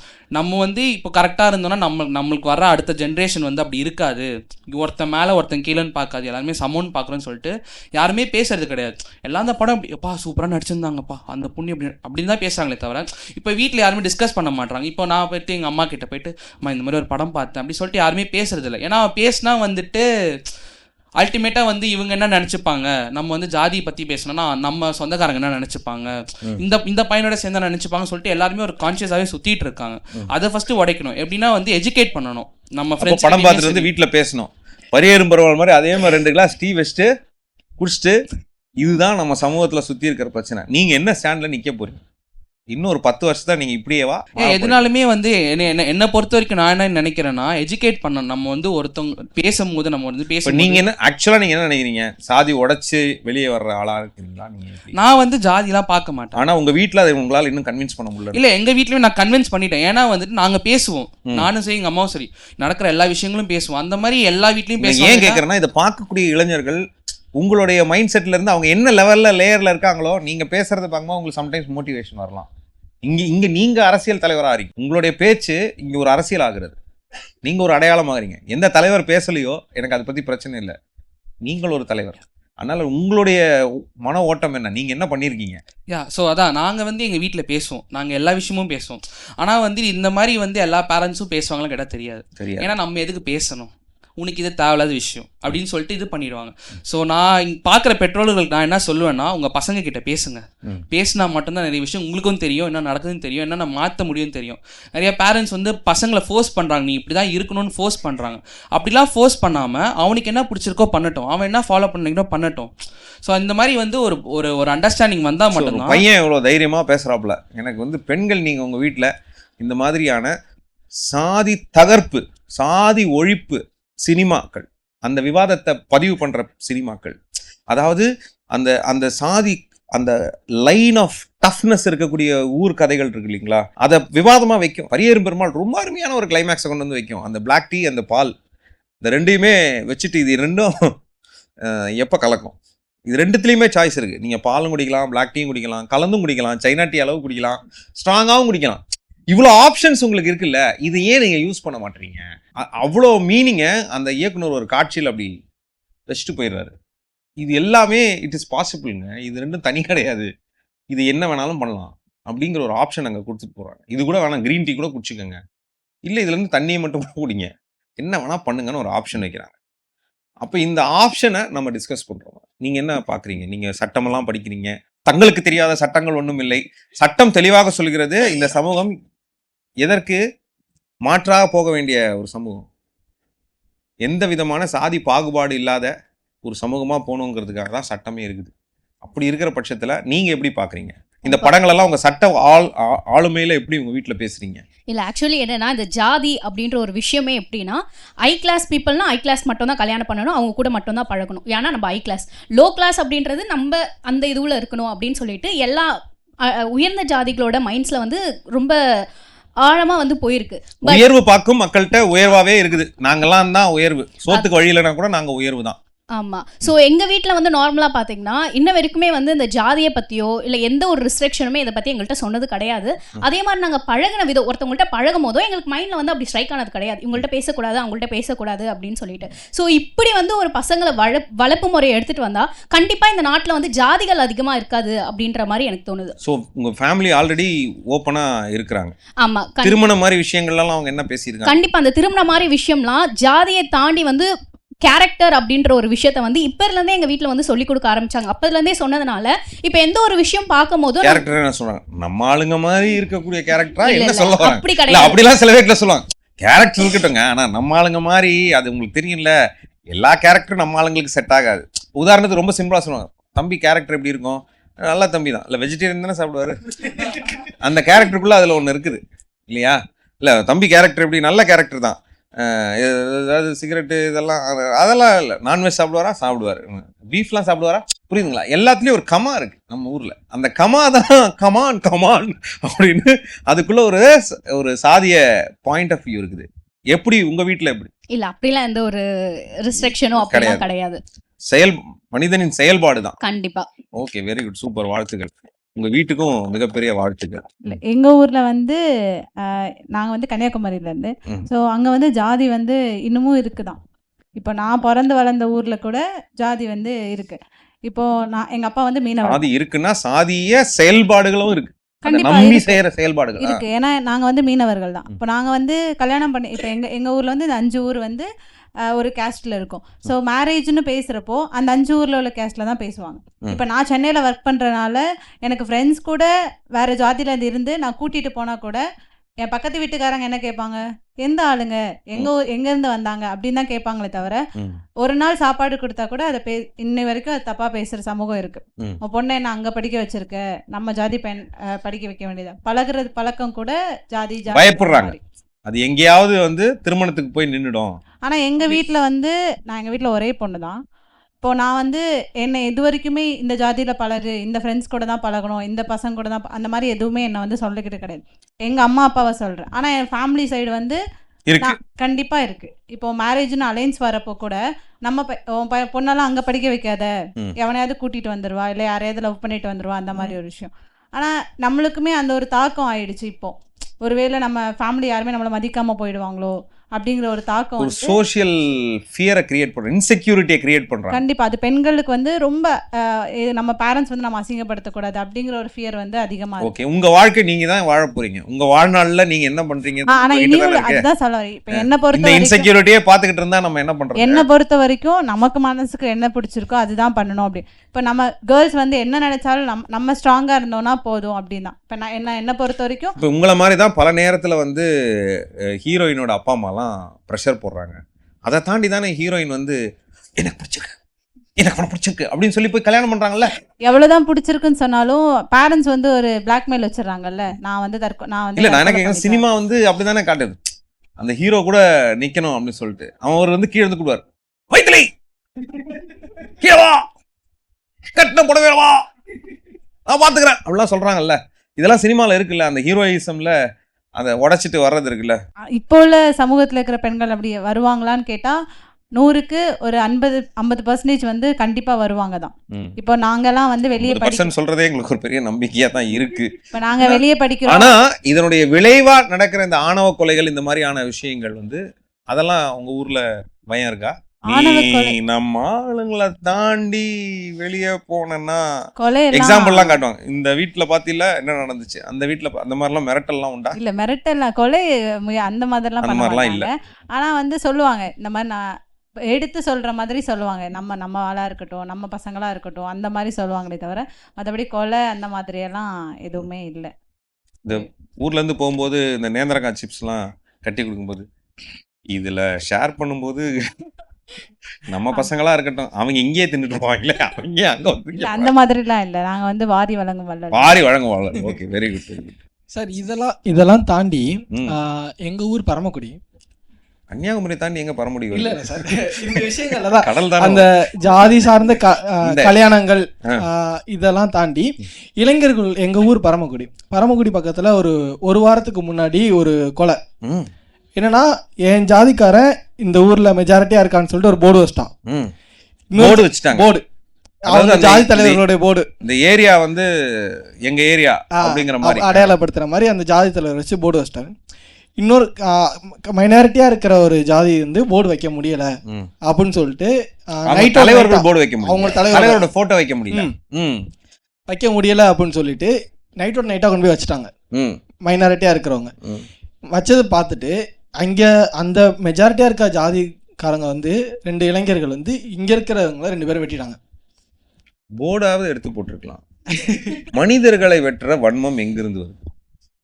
இல்ல, இது வந்து சினிமா சார்ந்து என்ன கேக்குறேன்னா, இந்த வன்மத்தை கேள்வி கேட்கிற சினிமா வரக்கூடாதுன்றீங்களா? இது பிரச்சனை வரும்ன்றீங்களா? என் கேள்விக்கு பதில் சொல்லுங்க. கண்டிப்பா அந்த மாதிரி சினிமா வரணும், வந்தாதான் புரியும். இப்ப பாத்தீங்கன்னா முன்னாடி நம்ம தாத்தா பாட்டில இருப்பாங்க. இல்ல, நான் கேக்குறேன், நான் சிம்பிளா ஒரு எமோஷன் கேக்குறேங்க கதையில.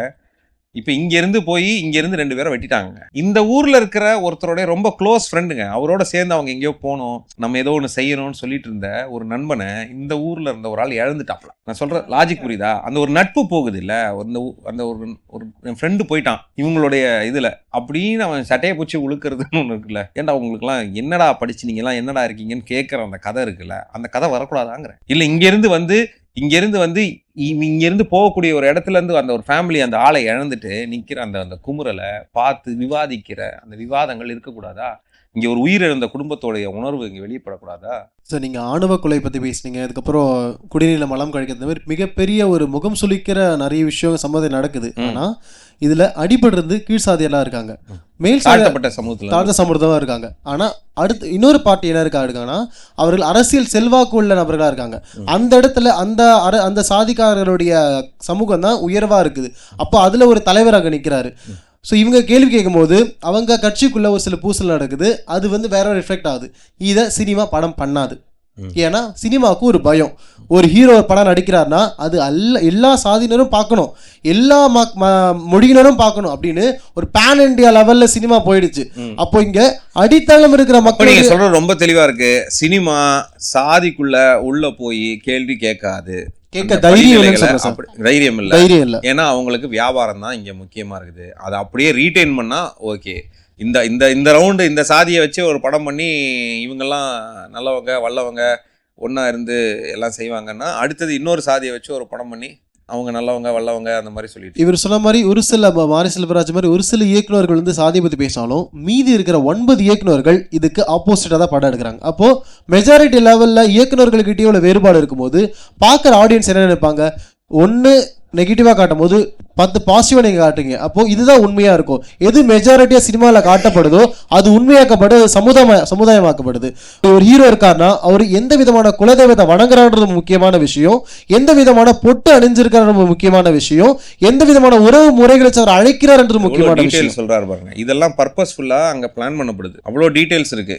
என்ன மாதிரியான உணவு, என்ன மாதிரியான உடை அணிகிறது, வேட்டியை எப்படி கட்டுறாங்க, வலது புறமா வேட்டி கட்டுறது, டக்குன்னு எந்த விஷயத்துக்கு யார் அருவாடுகிறாங்க, என்ன நடக்குது, இதுல என்ன போகுது இப்படிங்கிற அந்த டாக்கு, இது எல்லாமே வந்து அதாவது சாதி பேர் நீங்க சொல்ல வேண்டாம், ஆனா அந்த குறியீடுகள் எல்லாமே அந்த படத்துல இருக்கு அப்படிங்கறத நீங்க சொல்றீங்க.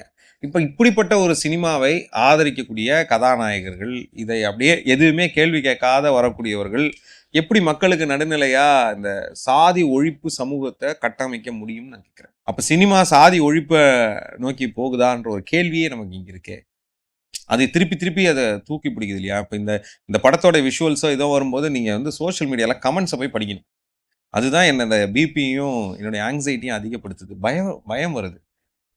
இன்னைக்கு ஜென்சியில் இருக்கிறவங்க இந்த கமெண்ட்ஸ் போடுறது இருக்கு இல்லையா, இந்த கமெண்ட்ஸில் இருக்கக்கூடிய வன்மங்கள் எனக்கு அச்சத்தை ஏற்படுத்துகிறது. என்னடா இது, இந்த இதுக்கெல்லாம் இப்படி ஒரு கமெண்ட் கொடுக்குறாங்களே, அதுக்குள்ள ஒரு சமத்துவம் பேசப்படுது, அதை கவனிக்கிறதில்ல. இல்லை இதுக்குள்ள சமத்துவத்தை தாண்டி ஒரு ஆதிக்க நிலை பேசப்படுது, இதை உயர்த்தி பிடிக்கிறாங்களே அப்படிங்கிற ஒரு பர்ஸ்பெக்டிவ்க்கான அச்சம். அதாவது இது பெரிய அளவில் ஒரு இதெல்லாம் நம்ம சமூகத்தில் யார் எங்கே நிற்கிறாங்க, யாருக்காக நிற்கிறாங்கன்ற அரசியலுக்கு ஆதரவு சாதக பாதக செயல்பாடுகளாக இன்னைக்கு ஜென்சிஸ் நிற்பாங்களோன்ற ஒரு பயத்தை ஏற்படுத்துகிறது. உங்கள் கூட இருக்கிற இளைஞர்கள்லாம் எப்படி இருக்காங்க, சாதி டிஸ்கஷன் எப்படி பேசுகிறாங்க, அது அரசியலாக எப்படி பார்க்குறாங்க? இல்லை சார், இப்போது நகரங்களில் தாண்டி கிராமங்களில் பார்க்கும்போது பழகும் போது ஃப்ரெண்ட்ஷிப்பாக நல்லா பழகுறாங்க. ஆனால் எனக்கு என் ஜாதிக்கு ஒரு பிரச்சனை அப்படிங்கிற போது அவன் வந்து ஜாதிக்காரனாக தான் நிற்கிறான். நான் ஒரு இன்சிடென்ட் சொல்லியிருந்தேன், வெட்டிட்டாங்கன்னு சொல்லிட்டு. அவனோட ஃப்ரெண்டும் இவனோட ஃப்ரெண்டும் க்ளோஸ் ஃப்ரெண்ட்ஸ். இவனும் நம்ம சொன்ன அதே கதையே உண்மையா இருக்குங்க. இவங்க என்ன பண்றாங்கன்னா, இந்த சினிமாவில் வர இவர் சொன்ன மாதிரி அந்த அடையாளங்களை வச்சுட்டு கையில கயிறு கட்டுறது, என் ஜாதிக்குன்னு ஒரு கலரு, என் ஜாதிக்குன்னு ஒரு அடையாளம் அப்படிங்கிற மாதிரி வச்சுட்டு அதை அவங்க வந்து வெளிச்சமா காட்டுறாங்க. நான் வந்து இந்த ஜாதிக்காரன் தான், இந்த ஜாதிக்காரன் அப்படிங்கிற கையில் ஒரு கயிறு கட்டிக்குவாங்க. இந்த கயிறு கட்டியிருந்தா தான் இந்த ஜாதிக்காரன். அதே மாதிரி காலில் ஒரு கயிறு கட்டியிருந்தா இந்த ஜாதிக்காரன் அப்படிங்கிற அடையாளப்படுத்தி, நான் இந்த ஜாதிக்காரன், இந்த இந்த இந்த இடங்கள்ல நான் வந்து மெஜாரிட்டியாக இருக்கேன், நான் சொல்கிறத நீ இந்த இடத்துல கேட்கணும் அப்படிங்கிற மாதிரி ஒரு இது பண்ணுறாங்க. அது வந்து சினிமாவில் இருந்து தான் வருது. எக்ஸாம்பிள், இந்த மெட்ராஸ் படத்தில் ஒரு செவருக்காக அவ்வளோ பிரச்சனைகள் வரும். அதுவும் எங்கள் ஊரில் நடந்த அந்த இன்சிடென்ட் கனெக்ட் ஆகுது. போர்டு எங்க வைக்கிறது, யார் இந்த இடத்துல போர்டு வைக்கிறது, அந்த இடத்துல நான் சொல்ற போர்டு தான் இருக்கணும் அப்படிங்கிறத. இது வந்து ஒரு கொலை நடக்கிற அளவுக்கு, 2 கொலை, இவனை வெட்டிட்டான், இவனை வெட்டிட்டான். ஓ, மாறி மாறி ஒருத்தர் வெட்டிக்கிறாங்க, மாறி வெட்டிட்டாங்க. இது வந்து இப்போ இருந்து நடக்கல, காலங்காலமாக நடந்து வருது. 2011 ஒரு மிகப்பெரிய துப்பாக்கிச்சூடு நடந்துச்சு. அப்பயுமே 5 கொலை 6 கொலைக்கு மேலே நடந்துச்சு. அப்போ நான் 4வது படிச்சுட்டு இருந்தேன். அப்போலேருந்து நான் இப்போது வேலைக்கு போய்கிட்டு இருக்கேன். எனக்கு 24 வயசு. இப்போ வரைக்குமே ஒரு சின்ன மாற்றங்கள் கூட வரல. இந்த அரசியல் தலைவர்களும் அதை பற்றி கண்டுக்கலை. அவங்க என்ன ஓட்டுக்காக அந்த நேரத்தில் எலெக்ஷன் டைமில் ஓட்டுக்காக இந்த பக்கம் மாறி பேசுறதும், இங்கே போனால் இந்த பக்கம் மாறி பேசுறதும் அப்படிங்கிறதானே இருக்காங்க தவிர அந்த சொல்யூஷன் அங்கே மெஜாரிட்டி என்னவோ அந்த சார்பு நிலையை வந்து அவங்க எப்பவுமே சேஃபாக வச்சு அதுக்கான சொல்யூஷனை இது வரைக்கும் எந்த அரசியல் தலைவர்களும் எடுத்துகிட்டு வரல, சினிமாவும் அது கொண்டு வரல அப்படிங்கிறது. எனக்கு தெரிஞ்சு நம்ம இளைஞர்கள்லாம் சேலஞ்சே பண்ணலாம். எங்கள் ஊருக்கு வாங்க, இந்த பிரச்சனையை முடிச்சு கொடுங்க, உங்களுக்கு ஓட்டு போடுறன்ற அளவுக்கு யாரெல்லாம் லீடர்னு சொல்கிறீங்களோ வாங்கயா, நீங்கள் எத்தனை படம் நடிக்கிறீங்க, என்ன வேணால் பண்ணுங்கள், மிஷின் கண்ணை சுட்டு தீவிரவாதியை காலி பண்ணுங்கள், ஹெலிகாப்டர்லேருந்து பெல்ட் அடிச்சு குதிங்க, நீங்கள் யாரா வேணால் சினிமாவில் நடிங்க, கம் டு மை ஊர். சார், இந்த பிரச்சனையை முடிச்சு. இன்னொரு விஷயம் என்னன்னா, எங்கள் ஊர்லேருந்து வந்தால் 2 அரசியல் தலைவர்கள் இன்னைக்கு பெரிய தலைவர்களாக இருக்காங்க. ம். ஒன்று கமலஹாசன், ம். இன்னொன்று சீமான். ம். சீமான் எங்கள் ஊர் பக்கத்து ஊர் இருக்காரு. ம். Kamal Haasan member of member of பார்லிமெண்ட்டில் இருக்காரு. ம்.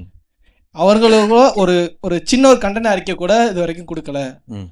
அப்படிங்கிறது தான் மிகப்பெரிய வருத்தமாக இருக்குது. ஒரு யூத்தா உங்க கையில இந்த ஒரு கேள்வியே இருக்கு. இந்த மாதிரியான சம்பவம் இது ஒரு பொதுப்படையா நீங்க பாக்குறீங்க. நீங்க அவங்கள அரசியல் படுத்தி கேட்கல, இல்ல அவங்களுக்கு எதிராக நீங்க நின்னு கேக்குறீங்களா? அந்த மாதிரி இல்லை நீங்க வேற அரசியல் நிலைப்பாடுல நீங்க வேற கட்சி, அதனால அவங்கள பாயிண்ட் அவுட் பண்றதுக்காக சொல்றீங்களா? அப்படிலாம் இல்ல. எங்க ஊர்ல இருக்கிற எங்கள் ஊரில் நடக்கிற ஒரு பிரச்சனையை கூட இப்ப அவங்க எங்கள் கேட்பாங்க, ஊர்காரங்களே உங்க கேட்கல. ஊர்ல இந்த கட்சியில தலைவர் இல்லையா, அவரை கேட்க மாட்டியா? உங்க ஊர்ல இந்த தலைவர் இல்லையா, அவரை கேட்க மாட்டியா அப்படின்னு கேட்பாங்கல்ல. இல்லை சார், எங்கள் ஊர் அரசியல் டக்குனு கட்சி தலைவர் கமெண்ட்ஸ் விழும். ஏய், அவரை கேட்க மாட்டியா, இவரை கேட்க மாட்டியா? இல்லை, அந்த அரசியல் கட்சி தலைவர்கள் வந்துட்டு ஒவ்வொரு இடத்துக்கும் அவங்களுக்கு சாதகமாக என்ன விஷயங்கள் நடக்குமோ அதை சார்ந்து தான் பேசிகிட்டு இருக்காங்க. அந்த ஜாதி கட்சி தலைவர்கள் நிறைய பேர் இருக்காங்கல்ல, இவங்க ஜாதி கட்சி தலைவர்களை கொண்டாந்துட்டு ஒரு போராட்டங்கள் பண்ணுறதும், இவங்க ஜாதிகள் கட்சி மாத்தி மாத்தி மாற்றி மாற்றி எதிர்ப்பு தெரிவிக்கிறது, கண்டனம் தெரிவிக்கிறது. வடிவேல் கூட ஒரு விதத்தில் சொல்லுவார், ஏன் அடி பெருசா அடிச்சு காட்டுறான்றாங்கல்ல, அது மாதிரி இவங்க கூட்டத்தை காட்டிக்கிட்டு இருக்காங்க. என் ஆளுங்கள் இங்கே பெருசா இருக்காங்களா, உன் ஆளுங்கள் இங்கே பெருசா இருக்காங்களா அப்படின்னு சொல்லிட்டு ஒரு சின்ன சின்ன ஜாதி கட்சிகளாக வச்சு அந்த தலைவர்களை வச்சு போராட்டிக்கிட்டு இருக்காங்களே தவிர, நடுநிலையான அரசியல் கட்சிகள் இருக்காங்கல்ல, இந்த மெஜாரிட்டியான கட்சிகள் இருக்காங்களா, அவங்க வந்து யாரும் எந்த குரலும் கொடுக்கல அப்படிங்கிறதான் எங்க ஊர்ல இருக்க மக்களுடைய ஒரு மனநிலை. அப்ப அந்த பகுதியில் வந்து அதிமுக, திமுக, அப்புறம் கம்யூனிஸ்ட் கட்சிகள் இவங்கெல்லாம் யாருமே வரலையா? இல்லை, வந்தவங்க அவங்க அந்த அந்த அந்த பகுதியை சார்ந்த ஜாதிகளுக்கா சப்போர்ட் பண்றாங்க அப்படிங்கிறத சொல்றேன். வரும்போதே ரெப்ரசன்டேட்டிவ் அந்த சாதிக்காரங்களா வந்துடுறாங்கன்றீங்களா? ஆமாம் சார். ஊர்ல, கிராமத்துல, தென் பகுதிகளில், அப்புறம் மேற்கு அப்படின்னு பலது பேசுறோம். இந்த சினிமாவும் சாதியமும் எப்படி இங்க சென்னையில தாக்கத்தை ஏற்படுத்துது? இப்போ இந்த ஊர்லேருந்துலாம் வந்து சென்னையில் நிறைய ஒர்க் பண்ணிட்டு இருக்காங்க, இங்கே ஸ்டே பண்ணிட்டு இருக்காங்க. ஆமாம். எல்லாருமே இந்த டீ பிரேக்கில் வரும், இப்போ நம்ம கூட டீ குடிச்சோம்ல, அந்த மாதிரி ஆமாம். டீ கொடுக்குறாங்க. அந்த டம்ளரை நம்ம தான் கழுவி வாஷ் பண்ணி வைக்கணும், நம்ம யூஸ் பண்ணது. ஸோ இந்த ரூல் ஆஃபீஸில் இருக்குது. பட் அந்த நபர் வந்து நான் கழுவக்கூடாது, நான் அந்த அளவுக்கு கீழே இறங்கிறவனை கிடையாது, அதனால எனக்கு டீயே வேணாம் அப்படின்னு ஒரு சின்ன டீ விஷயத்துலேயும் அவங்களுடைய ஜாதியை முன்னிலைப்படுத்திட்டே இருக்காங்க. டீ குடிக்காம இருக்கிறது தான் சரியா? ப்ளஸ் வந்து இப்போ இதே மாதிரி அவங்களுக்கு இன்னொன்று சொல்லிடுங்க, டாய்லெட்டும் யூஸ் பண்ணாம இல்லையா? இது வந்து இந்த பிரச்சனை இருக்கு. நீங்க இப்படி சொல்றீங்க. நான் மும்பை மாதிரி பெருநகரத்துல வேலை செய்தேன். மும்பை மாதிரி பெருநகரத்துல வேலை செய்த இடத்துல அங்க வந்து டாய்லெட் ஒரு மாதிரி இதுவா இருக்கு, அழுக்கா இருக்கு. அது யாருமே வாஷ் பண்ணல. காலையில வரும்போது ரொம்ப இதுவா இருக்கு. ஸோ அங்க ஒரு ஸ்டாஃப் இருக்காங்க. என்னங்க காலையில் வந்த உடனே டாய்லெட் க்ளீன் ஆகலை, என்ன ஆச்சு அப்படின்னு கேட்டிருக்காங்க. அப்போது இந்த ஸ்டாஃப் வந்து வெயிட் பண்ணுறாரு. எதுக்குன்னா, இல்லைங்க எங்கள் சாதியிலலாம் நாங்கள் டாய்லெட் வாஷ் பண்ண மாட்டோம், அதுக்கு வேறு யாராவது இது பண்ணுங்க அப்படிங்கிற ஒரு ஆஸ்பெக்ட் ஆகி ஒரு பெரிய டிபேட் ஆகுது ஆர்கனைசேஷனில் இது. அப்புறம் இந்த கேள்வி கேட்ட அந்த ஸ்டாஃப் போய் அவரே எழுந்துச்சு போய் டாய்லெட்டை வாஷ் பண்ணிங்கிறாங்க. வாஷ் பண்ணிவிட்டு இதை மீட்டிங்கில் ப்ளேஸ் பண்ணுறாங்க. இப்போ இது வந்து ஒரு பெரிய சர்ச்சையாக இருக்குது.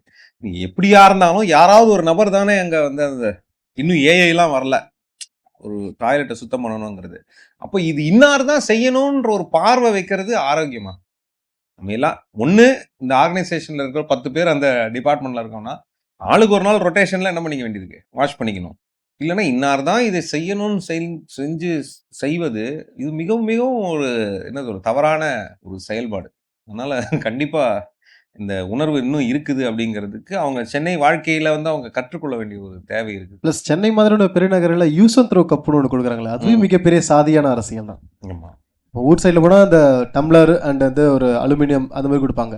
ஸோ இது நான் குடிச்சதில் இன்னொருத்தன் குடிக்கக்கூடாதுன்றத ஒரு அறிமுகப்படுத்துறது யூஸ் அண்ட் த்ரோ ரொம்ப சாதியில் வந்து விளையாடுதுன்னு நினைக்கிறேன். ஒரு இடத்துக்கு நான் போகிறேன், இடம் பேர் சொல்ல விரும்பலை. பட் அவங்க போன உடனே நான் சென்னையிலேருந்து வரேன், தம்பி நீங்கள் டீ குடிச்சிங்களா, அந்த மாதிரி இந்த கடையில் குடிச்சோம் போது அவங்க உங்களுக்கு எந்த கிளாஸில் கொடுத்தாங்க அப்படின்னு ஃபர்ஸ்ட் கேள்வி என்ன கேட்டாங்க. அதை வச்சு உங்களை டிசைட் பண்ணுறாங்க. நான் எப்படி பேசுகிறேன், நான் எந்த மாதிரி வேர்டு யூஸ் பண்ணுறேன், அப்போ எனக்கு என்ன மரியாதை கொடுத்தணும்னு அவங்க டிசைட் பண்ணி வச்சுருக்காங்க. அப்போ சொல்லும்போது இந்த மாதிரி யூஸ் வந்து கிளப் கொடுத்தாங்க. ஓகே, நீங்கள் சென்னையிலேருந்து வர உங்கள் ஸ்லாங்கை பார்த்து அவங்க உங்களுக்கு இந்த மரியாதை கொடுக்குறாங்க. அப்போது நீங்கள் எந்த சமூகத்துலேருந்து வந்து சொன்னீங்கன்னா உங்களுக்கு இவ்வளோதான் மரியாதை இருக்கும் இந்த ஊரில் அப்படின்னு இன்னமும் நகர்ப்புறங்களில் கண்டிப்பாக இருந்துகிட்டே இருக்குது. நம்ம இரட்டை கோலை முறையை, நவீன தீண்டாமையை இன்னும் ஊர்களில் அதை வந்து வேற மாதிரியான விஷயமா அதை வந்து செயல்படுத்திட்டு இருக்கிறாங்கன்றது உண்மைதான். அவங்களுக்கு வந்து இப்போ கிடைச்சிருக்கிற ஒரே ஒரு டெக்னிக் என்னன்னா இந்த யூஸ் அண்ட் த்ரோ கப்பு. இது இருக்கிறனால வந்தவங்க யாரு என்ன ஆளுங்கன்னு தெரியலன்னா ஃபர்ஸ்ட் இந்த கப்பை வச்சு என்ன பண்ணிடுறது, சமாளிச்சிடுறது. அப்புறமா வந்து நீங்க எங்க ஆளுங்க அப்படின்னு தெரிஞ்சா, தம்பி நீங்க நம்ம ஆளுங்களா, உங்களுக்கு தெரிஞ்சிருந்தா கண்ணாடி கிளாஸ்லயே நாங்க கொடுத்துருப்போமே அப்படின்னு அடுத்து ஆரம்பிக்கிற ஒரு பார்வை வந்து நம்ம இந்த சினிமாவையும் அரசியல் சாதிப்பு ஒரு லைனில் வந்துட்டு இருக்கோம். ஒரே ஒரு கேள்வி, சினிமாவில் அரசியலை பற்றி சினிமா பேசாதது ஒரு விதமான அவங்களுக்கு ஒரு ஸ்ட்ராட்டஜி யூஸ் பண்ணியிருக்காங்க சினிமா.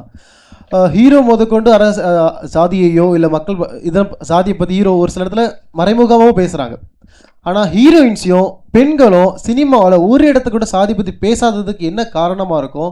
இல்லை பெண்கள் சாதி பற்றி பேச ஆரம்பிச்சிட்டா, இல்லை ஓப்பனாக பேச ஆரம்பிச்சிட்டா சாதி அழிஞ்சிடுமோன்னு பயப்படுறாங்களா? பயங்கரமான ஒரு அப்சர்வேஷன் வச்சிருக்காங்க. அதாவது இளைஞர்கள் வந்து அரசியலை வந்து எப்படி பார்க்குறாங்கன்றதுக்கு இந்த மாதிரி இளைஞர்களுடைய பார்வை ரொம்ப முக்கியமாக இருக்குது. ரொம்ப தெளிவாக அந்த ஒரு விஷயத்த வைக்கிறாங்க. அவங்க வாயிலிருந்து இந்த கேள்விகள் வந்துடவே கூடாது அப்படிங்கிறது வந்து அது எப்படி அவங்க எப்படி கேட்கலாம் அப்படிங்கிற மாதிரி ஒரு பாயிண்ட் ஆஃப் வியூவை அங்கே பிளேஸ் பண்ணுறாங்க. இன்னுமே சார் ஊரில் எல்லாம் பார்த்தீங்கன்னா அப்பா இருக்காங்க, ம் நான் இருக்கேன், அம்மா, எனக்கு ஒரு அக்காவோ தங்கச்சி இருக்காங்கன்னு வச்சுக்கோங்களேன். நான் வந்து எனக்கு ஒரு வயசு ஆயிடுச்சு அப்படின்னா நான் அப்பாட்ட வந்து ஒரு சஜஷன் சொல்லலாம். ம் ஆனால் என்னோட அக்காவோ தங்கச்சியோ சஜஷன் சொல்ல முடியாது. நீ பெண் தானே, அமைதியாக நான் என்ன சொல்கிறேனோ அதை கேளு அப்படிங்கிற ஒரு இது வந்துருச்சு. அந்த ஸ்ட்ரெச்சரை தான் வந்துட்டு இன்னும் சினிமாவில் கடைபிடிக்கிறாங்களோ, ம் அவங்கள பேச விடாமையோ இல்லை அவங்கள பேசுறதுக்கான வாய்ப்புகள் தராமையோ அவங்கள வச்சிட்டு இருக்காங்களோ அப்படிங்கிற மாதிரி ஒரு தோணுது. கண்டிப்பாக. ஆனால் சினிமாவை பொறுத்த வரைக்கும் அரசியல் சித்தாந்தங்கள் சொன்ன சினிமாக்கள் இருக்குது. அந்த சினிமாக்கள் வந்து நீங்கள் சொன்ன மாதிரி கடைசி விவசாயி மாதிரி எங்கேயாவது கவனிக்கப்படாத ஒரு சினிமா இருக்குது. கடைசி விவசாயியும் ஒரு அரசியல் சொல்லுது. இங்கே இருக்கக்கூடிய இயற்கை சூழல் இது குறித்து எளிய மக்களுக்கு இருக்கக்கூடிய பாயிண்ட் ஆஃப் வியூவில் என்ன இருக்குங்கிற ஒரு அரசியல் இருக்குது.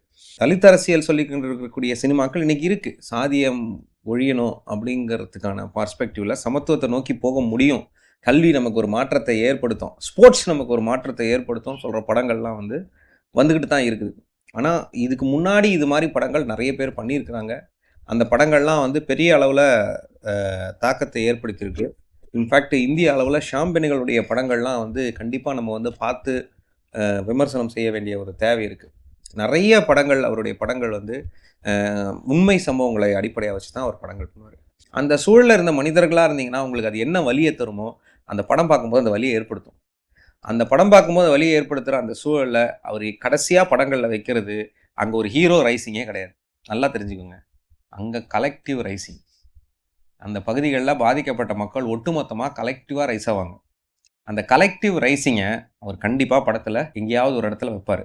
இந்த கலெக்டிவ் ரைசிங் ஏன் அவர் வைக்கிறாரு அப்படிங்கிறது ரொம்ப முக்கியமாக நீங்கள் யோசிக்கணும். சினிமா சொல்லணும் அரசியல். ஏன் அங்கே வந்து ஹீரோ போய் எல்லாத்தையும் அடிச்சு அந்த வில்லனை அடிச்சு அப்படியே ஆன்னு நின்று அப்படியே ரத்தத்தோட ஒரு கத்தியை பிடிச்சிக்கிட்டு அப்படியே நின்று அப்புறம் அந்த ஊரே வந்து வேடிக்கை பார்த்து கடைசியில் அவரை வந்து வாங்க தம்பி அப்படின்னு ஏன் கூப்பிட்டு போகல? நான் சொல்கிறது புரியுதுங்களா? கலெக்டிவ் ரைசிங்கும் ரியாலிட்டி இல்லை. பல நேரத்தில் அநீதி நடக்கும்போது பயந்து யார் போவா, யார் முன்னாடி போவா, நீங்கள் எந்த ஆளுங்க, நீங்கள் போவீங்களா, நாங்கள் போவோமான்ற ஒரு சார்பு நிலையில் தான் நின்றுட்டு இருப்பாங்களே தவிர கலெக்டிவ் ரைசிங் ஏன் போகலை? ஏன் அப்படி இருந்தும் கலெக்டிவ் ரைசிங்கை அவர் ரைஸ் பண்ணுறாரு, ஏன் ஹீரோ ரைசிங்கை அவர் பண்ணலை? கோட்டர் ஒரு கேரக்டர் இருப்பாங்க, அந்த கேரக்டர் பாதிக்கப்படும். அந்த ஊருக்கு நல்லது செய்ய வர ஒரு கேரக்டர் பெருமளவில் பாதிக்கப்படும். பாதிப்பை தான் காட்டும். நீங்கள் அந்த கேரக்டரோட நிற்பீங்க, எங்கே நிற்பீங்கன்னா பாதிப்பை பார்த்து நிற்பீங்க. சே இவ்வளோ கஷ்டப்படுறாங்களேன்னு. ஆனால் ஃபைனல் ரைசிங் அந்த கேரக்டர் வந்ததுனால இருந்த சூழல் இருக்குல்ல, அந்த மக்கள் ரைஸ் ஆகிடும். உதிரிப்பூக்களுடைய கிளைமேக்ஸ்லையும் இது இருக்கும். மகேந்திரன் அது வைப்பார். அந்த ஊரில் ஒரு பாசிட்டிவ் கேரக்டர் நெகட்டிவ் கேரக்டர் இருக்கும். ஆனால் ரைசிங் ஊர் ரைசிங்கில் இருக்கும். அந்த ஊர் ரைசிங்கும் சில நேரத்தில் வன்முறை தப்புன்றதையும் அந்த கதையில் இருக்கும். அதான் அதில் இருக்கிற பியூட்டி. நான் சொல்கிறது புரியுதுங்களா? ஊர் ரைஸ் ஆகும், ஆனாலும் ஊர் செய்கிற இந்த வன்முறை தப்புன்றத ஆடியன்ஸையும் இன்டர்னலைஸ் பண்ணி ஃபீல் பண்ணுற அளவுக்கும் ஒரு காட்சி இருக்கும். அதுதான் அதில் இருக்கக்கூடிய ஸ்பெஷாலிட்டி. அப்போது ரொம்ப நான் நெகிழ்ச்சியான ஃபீல் பண்ண படம் மடோனா அஸ்வின் அவர்களுடைய இயக்கத்தில் வந்த மண்டேலா. அந்த மண்டேலாவில் அவனை போட்டு தள்ளணும், அந்த மண்டேலாவை போட்டு தள்ளணும்னு அந்த ரெண்டு குரூப்பு ரொம்ப தெளிவாக இருக்கும். இவனால தான் நம்ம எலெக்ஷனில் ஜெயிக்க முடியல, நம்மளால் இந்த இடத்த பிடிக்க முடியலன்ற ஒரு பாயிண்டில் வருவாங்க. அங்கே ஒரு ஊர் ரைசிங் வரும். அவனை வந்து நீ வந்து எங்களுக்கு நிகரானவன் இல்லை, நீ ஒரு ஒப்புக்கு சப்பான், உனக்கெல்லாம் வீடு கொடுக்க முடியாது, எங்களுக்கு கடைசியாக இந்த டாய்லெட் யார் போய் பார்க்கணும், நீ போகணும், நீ மரத்தடியில் தான் இருப்ப, நீ ஒரு முடிவெட்டுருவன், இந்த மாதிரி உனக்கு பேரே இல்லை அப்படின்ற ஒரு இடத்துல வச்சிருந்த ஒரு ஆளுக்காக அவனை காப்பாற்றணும்னு அந்த ஊரில் எல்லாரும் வருவாங்க. வந்து அடிக்க மாட்டாங்க, ஏதோ ஒரு வகையில் வந்து அந்த வன்முறையை தடுக்கிறதுக்கு எல்லாரும் உள்ளே வருவாங்க. அங்கே எவனோ ஒருத்தன் வந்து சண்டை போடணும் அவனுக்கு, அவன் யாரா அவன் இல்லைனா உன் மீசை இல்லடா, அவன் இல்லைனா உன் தலை இல்லடா, உன் முடியலடா இப்படின்னு ஒருத்தர் வந்து அடிச்சு பேசுறதுக்கு ஒரு ஆள் வேணும். இல்ல அவரே ரைஸ் பண்ணி அடிச்சுட்டு எல்லாரையும் அடிச்சு போட்டு போங்கடா நான் போறேன்டா அப்படின்னு அவர் அப்படியே அவர் லவ் பண்ற பொண்ணோட அப்படியே சன்செட்ல நடந்து போவார். மண்டேலாவின் பயணம் தொடரும் அப்படின்னு ஒரு நன்றி வணக்கம்னு போட்டா படம். அதுக்கப்புறம் அவருக்கு பாலாபிஷேகம் பண்ண ஆரம்பிச்சிருவாங்க இல்லையா? அவர் கதாபாத்திரமா அவர் நடிச்சார் அருமையா யோகி பாபு அந்த கதாபாத்திரமா. அவரால் என்ன பண்ண முடியுமோ அவர் அந்த கதாபாத்திரமா தான் அந்த கேரக்டர் என்ன பண்ண முடியுமோன்னு இருந்துச்சு. அந்த முடியாத கேரக்டரா சங்கிலி முருகன் வந்து அன்னைக்கு வந்துருவார் அங்க கார் எடுத்துட்டு, ஏய் ஷேவ் பண்ணி விடுறான். அவர் அங்க இருந்தா இந்த சூழல் மாறும் அப்படின்னு அவர் ட்ரை பண்றாரு. அவரால முடிஞ்சது புரியுதுங்களா? அந்த ஒவ்வொருத்தரும் அந்த எதிர் வீட்டுல இருந்து ஒருத்தர் உள்ள வந்துருவார். அவனை கிண்டல் பண்ணி பார்த்துட்டு இருந்த ஒரு ஆளு ஏய் தண்ணி என்னடா அப்படின்னு ஏதோ பேச வந்துருவாங்க. இப்படி எல்லாரும் வரும்போது நிறைய பேர் இருக்காங்கங்க, நிறைய பேர் இருக்காங்கங்க, அவனுக்காக நிறைய பேர் இருக்காங்கன்ற அந்த கிளைமேக்ஸ் ஒண்டர்ஃபுல் கிளைமேக்ஸ். இது கொண்டாட மறுக்கிறோம். இங்க அரசியல் மாற்றம் ஒன்று சேர்றதுனால தான் வரும். அந்த யாரோ அந்த ஒரு நல்லவங்க ஒரு 10 பேர் இருக்காங்கல்ல அவங்கெல்லாம் ஒன்று சேரும். அதை நோக்கி நாம இளைஞர்கள் போகணுன்றது ரொம்ப தேவையா இருக்கு. அந்த மாதிரி அரசியல் படங்கள் இருக்கு, அதை நம்ம கண்டுகொள்வதில்லை. இப்போ நான் என்ன கேட்குறேன்னா, இந்த படங்கள்ல ஒரு காலத்துல இருந்து இன்னொரு ஒரு அரசியல் இருக்கு. அது என்னன்னா, இன்னார் இப்படித்தான் அப்படின்னு ஒரு கான்செப்ட் இருக்கு. அது நீங்க நோட் பண்ணியிருக்கீங்களா அப்படின்னு தெரியாது. ஒரு காலத்துல டங் டிங் டங் டங் டங் வில்லன் வந்தாருன்னா வில்லனோட கேங்ஸ்டர்லாம் கூப்பிடுவார்.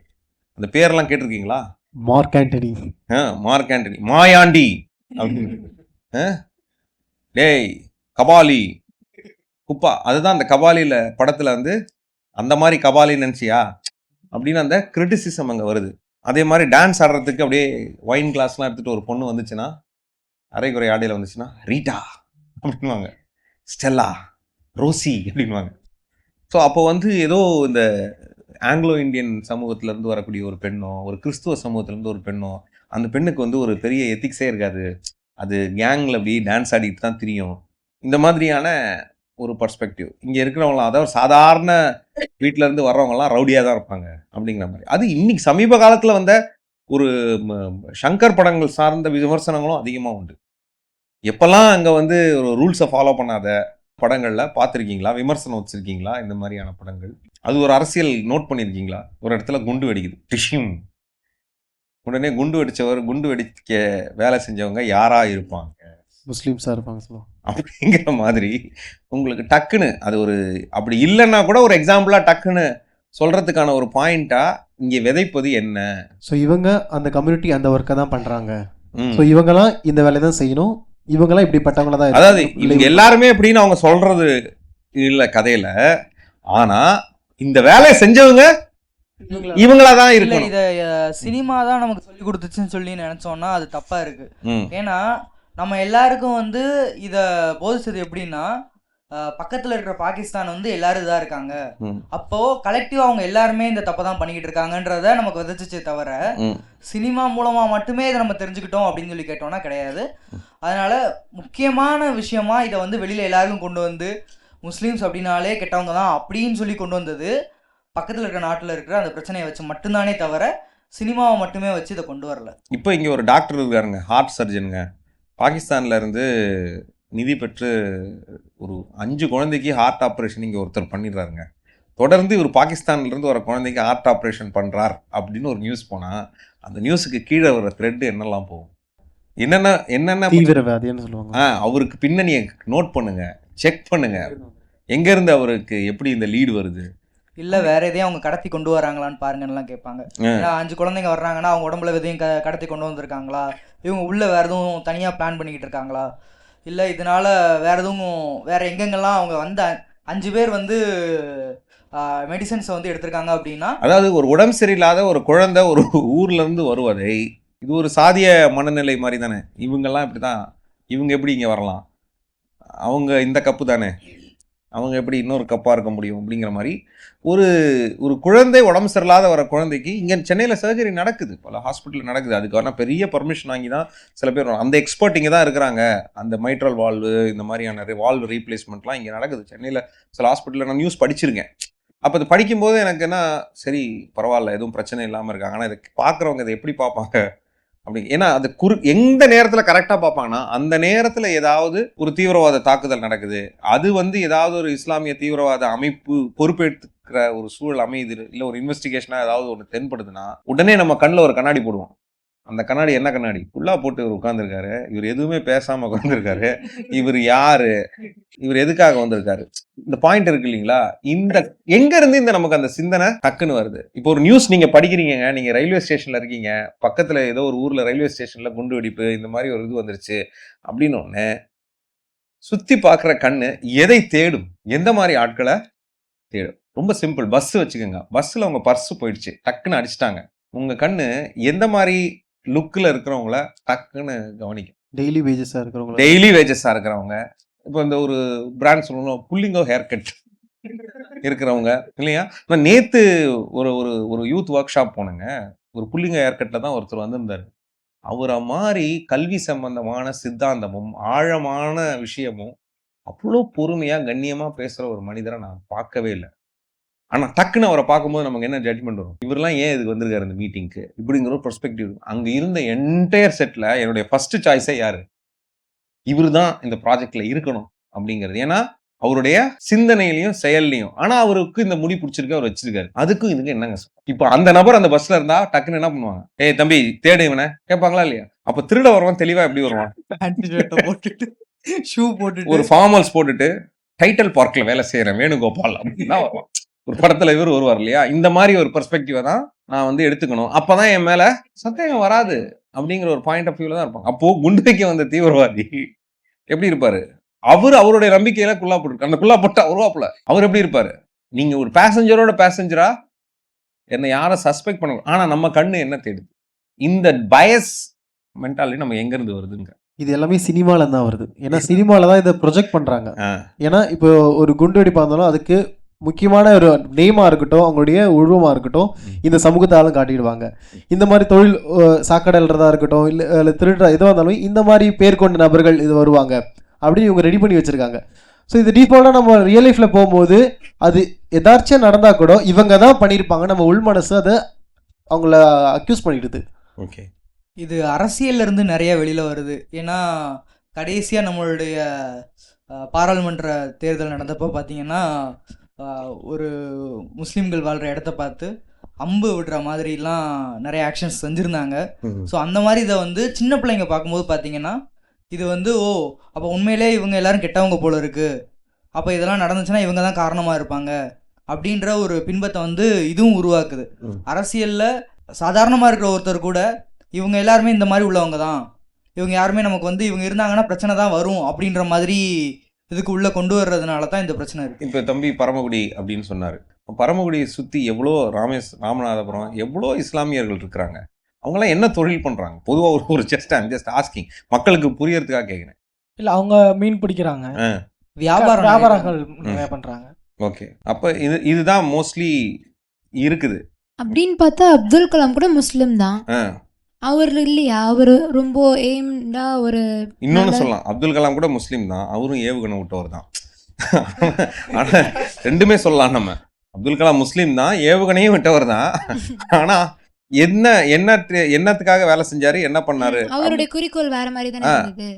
வாயத்திறந்து அதிகமா இந்தியான்னு பேசின ஒரே ஆளு எனக்கு தெரிஞ்சு ஃபர்ஸ்ட் அப்துல் கலாமா இருப்பாரு. அதுக்கப்புறம் கேப்டன் விஜயகாந்தும் அர்ஜுனா வந்து இருப்பாங்க இல்லையா? வாயத்திறந்தா இந்த தேசம் இந்த நாடு கனவு காணுங்கள் சொன்னோம். அவரும் இஸ்லாமியர் தானே. அப்ப இந்த மாதிரியும் படிச்சிற குழந்தைகள், பெண் குழந்தைகள், ஆண் குழந்தைகள் இஸ்லாமிய சமூகத்துல இருந்து படிச்சுட்டு இருக்கிறவங்க இருப்பாங்க, PhD பண்றவங்க இருப்பாங்க, ரிசர்ச்ல இன்வால்வ் ஆகிறவங்க இருப்பாங்க, தொழில் செய்து கொண்டிருக்கிறவங்க இருப்பாங்க. அவங்களால முடிந்த அவங்களுக்கான தொழில், மீன்பிடி தொழிலோ, மீன் விற்பனை தொழிலோ, பதப்படுத்துகிற தொழிலோ, தோல் பதப்படுத்துகிற தொழிலோ இல்லையா? ஸோ இது மாதிரியான தொழிலில் இருக்கிறவங்க இருப்பாங்க. ஆனால் இந்த பர்ஸ்பெக்டிவ் சினிமா ஈஸியாக ஒரு விஷயத்தை காட்சிப்படுத்தணுன்றதுக்காக ஒன்று செஞ்சிருவாங்க. இந்த விஜயகாந்த் படத்தெல்லாம் பார்த்தா அவர் இந்தியாக்காக போராடுறது வந்து ஒன்லி பாகிஸ்தான் கிட்ட தான் இருக்கும். அதுல வில்லன் வந்து அந்த அங்கிருந்து வரவன் அங்கிருந்து இந்தியா தஞ்சை பகுதி இதை பேஸ் பண்ணி காட்டுவாங்க. விவேக் ஒரு நகைச்சுவை வரி பாரதியார் போட்டோ காமிச்சது யாருன்னு கேட்டால் இவர் தானே போலீஸ் தேடுதுன்னுவாங்க. ஸோ இது ரியாலிட்டிஸ் அதை படிப்பறிவு இல்லாத குழந்தைங்களுக்கு அதை புகுத்தப்படுறாங்க. அவங்க எந்த தலைவர்களை சினிமா காட்டுறமோ அது காட்டுறது கிடையாது, எந்த விஷயத்த உண்மையா வெளிப்படுத்துறமோ அதை காட்டுறது கிடையாது. ஒரு விஷயத்த மிகைப்படுத்தி வேறு விதத்துல எப்படி புரிய வைக்க முடியுமோ சினிமா அது தெளிவா பண்ணுது. அது சாதியிலும் பண்ணுது, இந்த மாதிரியான ஒரு ஜட்ஜ் பண்ற விதத்திலயும் சினிமா காட்டிக்கொண்டு நீங்க ஒன்றும் போட வேணாங்க. நீங்க ரொம்ப சிம்பிளா சினிமா இண்டஸ்ட்ரியில இருக்கிறேன்னு நான் சொல்றேன். நீங்க ஒரு காஸ்டியூம் ஒர்க் பண்றாங்களா, அவங்கள்ட்ட போயிட்டு எனக்கு 10 தீவிரவாதி காஸ்டியூம் வேணும்னு ஒரு வார்த்தை சொல்லிடுங்க. அவங்க என்ன எடுத்துட்டு வராங்கன்னு மட்டும் பாருங்க. அவங்க எடுத்துட்டு வர காஸ்டியூம்ல பத்தான் சூட்லாம் இருக்கும். பத்தான் சூட்டுன்றது அந்த ஆப்கானி ட்ரெஸ் இருக்குங்க இல்லையா, அது இருக்கும். தீவிரவாதம்ங்கிறவங்க யார் வேணாலும் ஒரு எக்ஸ்ட்ரீம் ஸ்டெப்ல ஒரு சித்தாந்தத்துக்குள்ள போய் இன்னொரு ஆளை காலி பண்ற வரைக்கும் போறது யார் வேணா இருக்கலாம். ஆனா அவங்க தீவிரவாதம்னா என்ன, எந்த மாதிரி இருக்கணும் அப்படிங்கிறதுக்கு தீவிரவாதிகளாம் ஒரு ட்ரெஸ் இருக்குமா அப்படின்னு கேட்க மாட்டாங்க. டக்குன்னு ஒரு 2 மிஷின் கன் வரும், ஒரு 4 கத்திரிக்காய் மாதிரி ஒரு கிரானைட் குண்டு வரும், இது டக்குன்னு வந்துடும். இது இருக்கும். ஏன்னா எங்கேருந்து இது வருதுங்கிறேன், இது எங்கேருந்து அந்த ஐடியாலஜி வருது. ஆனால் லைக் என்னை பொறுத்த வரைக்கும் இது ஏன் வருதுன்னா வந்துட்டு ஃபஸ்ட்டு விஷயம், அவங்க மைனாரிட்டி, அவங்களுக்கு கேள்வி கேட்கறதுக்கு ஆள் கிடையாது. ஸோ நம்ம டாமினேட் பண்ணலான்னு சொல்லிட்டு இங்கே இருக்கிற அரசியல் தலைவர்கள் வந்துட்டு, தலைவர்கள்னு அரசியல்வாதிகள் அந்த மாதிரி அந்த ரிலிஜனை வந்துட்டு, ரிலிஜன் லைக் காஸ்ட்டை வந்து ஒரு டூலாக யூஸ் பண்ணி டாமினேட் பண்ண ட்ரை பண்ணுறாங்க. இப்போ இதுவே இந்த மாற்றம் இதை எப்படி மாற்ற முடியும்னு நீங்கள் நினைக்கிறேன்னா, இப்போது என்னோட முஸ்லீம் நண்பருக்கு வந்து இந்த மாதிரி ஒரு கிரிட்டிசிசம் வருதுன்னா, நான் அந்த இடத்துல போயிட்டு அவர் என்னோட நண்பர், நீங்கள் எப்படி பேசலாம்னு சொல்லி கேள்வி கேட்கும் போது தான் அந்த மாதிரி கேள்வி கேட்க ஆளுங்க வந்துட்டு இது பண்ணுவாங்க, கொஞ்சம் அடங்கி போவாங்க. இல்லைன்னா கடைசி வரைக்குமே இப்படி ஏதாவது ஒரு ஷேடு வச்சுட்டு இந்த டிஸ்கஷன் போகும்போது அந்த தம்பி பேசலாமா வேணாமான்னு ஒரு யோசனை பண்ணுறீங்களா? அது சொல்லுங்க. இப்போ முக்கியமாக இது பண்ணுறதுக்கு காரணம் என்னன்னா, அதான் அவர் சொன்ன மாதிரி தான், மைனாரிட்டியாக இருக்காங்க, இவங்கள ஒரு கண்டென்ட்டாக மாற்றி இவங்கள அப்படியே டாமினேட் பண்ணுற மாதிரி, நாங்கள் இந்தியாவை காப்பாற்றுறோம், மக்களை காப்பாற்றுறோம், இவங்க இப்படி பண்ணுறாங்க அப்படின்னு சொல்லிட்டு இவங்க மேலே பழிய போட்டு இவங்க பவருக்கு வரலாம் அப்படின்னு சொல்லி ஒரு கூட்டமாக தெரியுது. அதனால தான் மெயினாக வந்து எல்லாம் இந்த மாதிரி பார்க்குறாங்க அப்படின்னு சொல்லி சொல்கிறேன். ஓகே, இதுல மத அரசியல் அவங்க புகுத்துறாங்கன்னு நினைக்கிறேன். ஒரு மதத்தினுடைய ஒரு மதம் மட்டுமே இந்தியா ஃபுல்லா ஆட்சி செய்யணுமோ, மற்ற இருக்கிற மதங்கள் கீழ் தாழ்த்தப்படணும் அப்படின்ற ஐடியாலஜியில் மற்ற மதங்கள் என்னவா இருக்கணுமோ அது சினிமா மூலியமாவோ இல்லை பேச்சு மூலியமாவோ நெகட்டிவ் கேரக்டர்லாம் ஒன்றா ஆக்கிட்டு இவங்க மெஜாரிட்டியாக எவ்வளோ பேர் இருக்காங்களோ அவங்கள உயர்த்த பார்க்குறாங்க. இவங்க உயர்த்ததுனால மற்ற இருக்கிறவங்களை சிறுபான்மையர்களை கீழே தள்ள பார்க்குறாங்க. அப்போ டிஃபால்ட்டாக மற்ற எல்லாரும் கெட்டவங்களா ஆயிடுவாங்க, இவங்க ஹீரோ ஆயிடுவாங்க. நம்ம சினிமாவில் ஹீரோக்கள் பேர் எல்லாமே கைண்ட் ஆஃப் அந்த மாதிரி தான் வரும். எத்தனை பேர் ரம்ஜானுக்கு பிரியாணி வாங்கி சாப்பிட்ருக்கீங்க பாய் ஃப்ரெண்ட்ஸ் கிட்ட? உங்கள் வீட்டுக்கு யாராவது வந்திருக்காங்க? ஃப்ரெண்ட்ஸ் வந்திருக்காங்களா? வந்திருக்காங்க.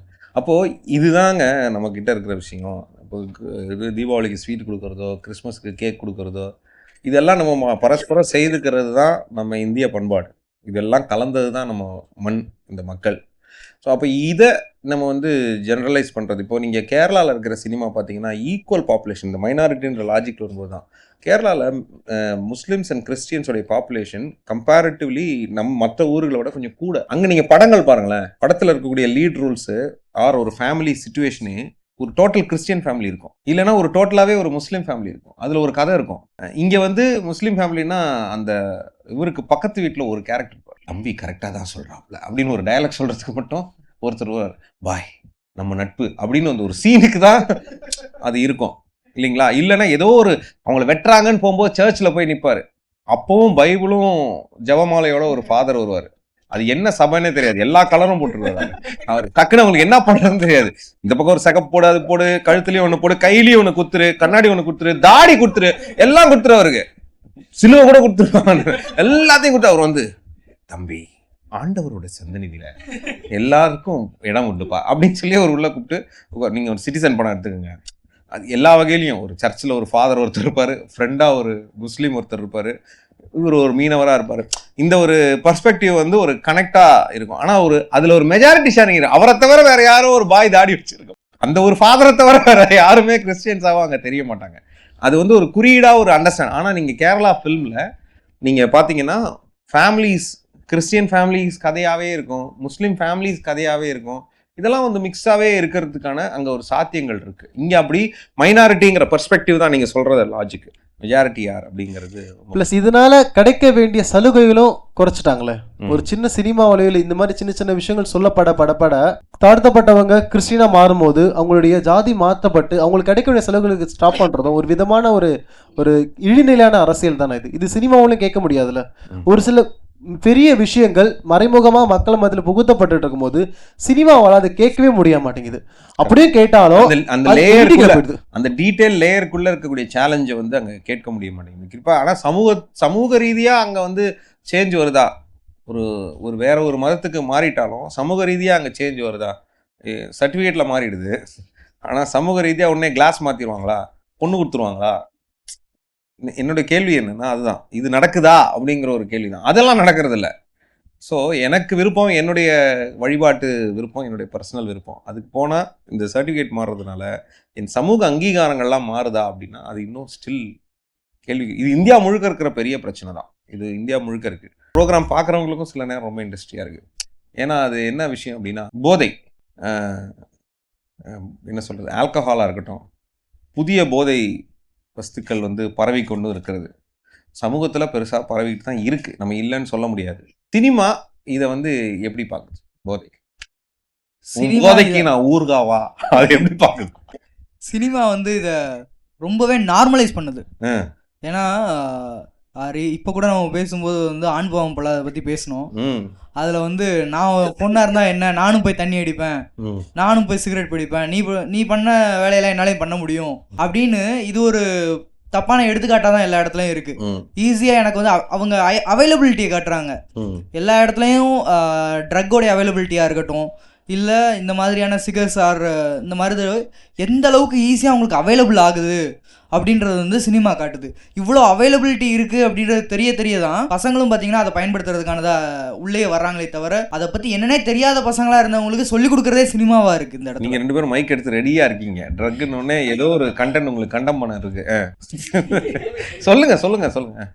ஆக்சுவலி இது இந்த சினிமாலலாம் என்ன பண்ணுறாங்க அப்படின்னா, அது ஒரு ஹீரோரிசமாக காட்டுறாங்க. ஒரு மாதிரி மாசா அது மாதிரி பண்ணால் அவங்க ஹீரோ, அவங்க வந்து ஒரு கெத்தான ஒரு பர்சன் அப்படின்ற மாதிரி அந்த மாதிரி பழக்கம் வச்சிருக்கிறவங்களெல்லாம் இப்படி ஒரு கண்ணோட்டத்தில் கொண்டு வராங்க. ஓகே, அது வந்து ஒரு மேச்சோஸ் ரோல்.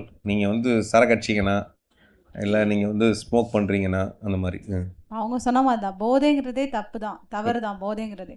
ஆனால் அது ஆண்கள் பெண்ணாக ஒரு மாதிரி கெத்து மாதிரியும், இதே ஒரு டீ கடையில் போயிட்டு பசங்க ஒரு 5 பேர் சேர்ந்து சிகரெட் அடித்தாங்கன்னா சூப்பர்ப்பா அப்படின்னு சொல்லி கடையிலேயே கொடுக்கலாம். இதே ஒரு பொண்ணு போயிட்டு ஒரு சிகரெட் இந்த மாதிரி பண்ணிட்டு இருந்தா, இந்த காலம் வந்து எப்படி கலிகாலம் ஆகிட்டு பாருங்க. ஒரு பொண்ணு போயிட்டு நின்று சிகரெட், இதே 5 பேர் குடிக்கிற பசங்களை இந்த சமூகம் 5 பேர் லங்ஸ் வெடிச்சு செத்தா பிரச்சனை இல்லை. ஆனா ஒரு பொண்ணு வந்து நீங்க சிகரெட் பிடிக்க வேணாங்க, நீங்க இந்த வெளி கடையில போய் சிகரெட்டை வாங்கி இப்படி கையில வச்சுக்கோங்க, பத்த கூட வைக்க வேணாம், அப்படி வச்சுக்கிட்டு இப்படி பாருங்க. அங்க 3 அங்கிள் வந்து டீ குடிக்கிற அங்கிள்லாம் அப்படி அந்த பெண்ணை வந்து அப்படி ஒரு லுக் கூட சொல்லுவாங்க. அது மட்டும் இல்ல, சிகரெட்னு இல்ல, லாலிபாப் வச்சுட்டு சும்மா இப்படி பார்த்தாலே அதுக்கே அப்படி பண்ணுவாங்க. வாய்க்குள்ள முட்டாய் இருக்கு, குச்சி வெளியே இருக்கா, சும்மா வெளியே நானே ஃப்ரெண்ட்ஸ்ல லாலிபாப் வச்சுட்டு அப்படி போகும்போது அப்படி ஒரு மாதிரி ஜட்ஜ்மெண்ட் எல்லாம் பார்ப்பாங்க. அது மட்டும் இல்ல, சினிமாவில் எப்படின்னா இப்படி ஒன்று ஃபோக்கஸ் பண்றாங்க. மோஸ்டா இந்த குடிக்கிற சீன்லாம் வந்து பிரேக்கப் ஆன பிறகு அப்படி காட்டுறாங்க. அதுவும் கேர்ள்ஸ் தானே லிங்க் பண்றாங்க. அது அந்த குடிக்கிறதுல எல்லாத்தையும் காமிச்சிட்டாங்கல்ல. பிரேக்கப் ஆன உடனே அடுத்த நாளே நண்பர்கள் சேர்ந்து தண்ணி அடிக்கிற மச்சான் நான் இருக்கிறேன் நான் உனக்கு அப்படின்னு ஆரம்பிக்கும் போது எல்லா விதமா டப்பா கஞ்சி வரைக்கும் குடிக்க வச்சுட்டாங்க, எல்லாத்தையும் இன்ட்ரடியூஸ் பண்ணிட்டாங்க. அதை எப்படி குடிக்கணுங்கிறத சொல்லி கொடுத்துட்டாங்க. பேச்சுலர் பார்ட்டின்னு அப்படி ஒன்று நடக்கும், அதுல வந்து ஃப்ரூட்ஸ் எல்லாம் போட்டு இப்படிலாம் பண்ணுங்க அப்படிங்கிற மாதிரியும் ஒரு ஃபுல்லாவே காட்டிட்டாங்க. இவ்வளோ தண்ணி தான் ஊற்றணும், இவ்வளோ இதாக ஊற்றணும் அப்படி என்ன படங்க நாங்க எல்லா டீட்டெயிலும் இல்ல சார்.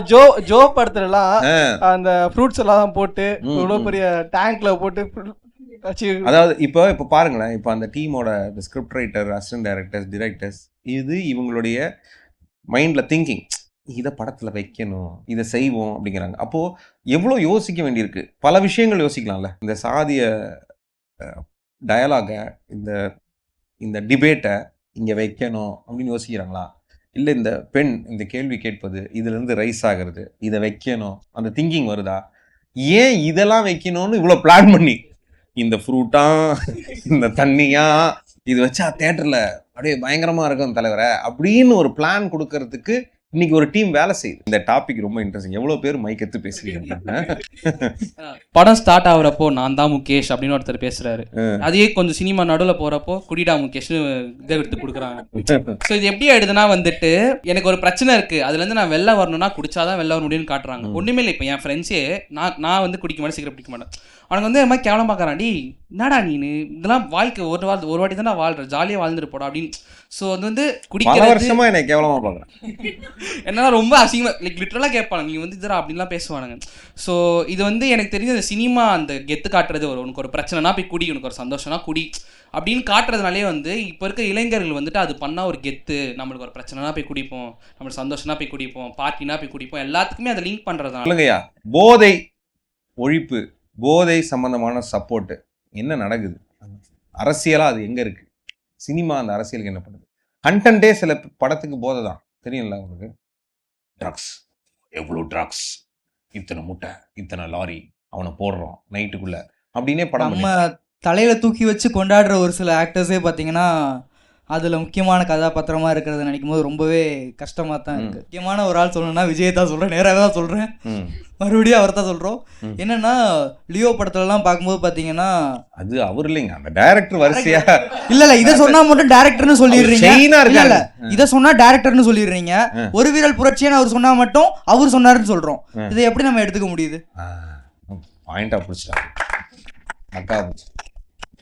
இப்போ அங்கே வந்து நம்மால் முருகதாஸ் சியூ அப்படின்னு இது எல்சியூ மாதிரி முருகதாஸ் சியூ அவர் வந்து கத்தியில் தண்ணி பிரச்சனையை சொன்னார், துப்பாக்கியில் ஸ்லீப்பர் செல்ஸை பற்றி சொன்னார், அப்புறம் இங்கே வந்து ஒரு விரல் புடிச்சின்னு அரசியலை சொன்னார் இல்லையா? அந்த மாதிரி அவருக்கு ஒரு கனெக்ட் இருக்கு.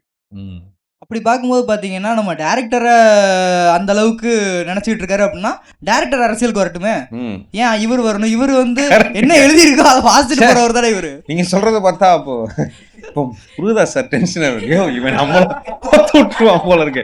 நிஜமாவே நீங்க யோசிச்சு பாருங்க, பிம்பங்களை தான் நம்ம எப்பவுமே அப்சர்வ் பண்றோம்.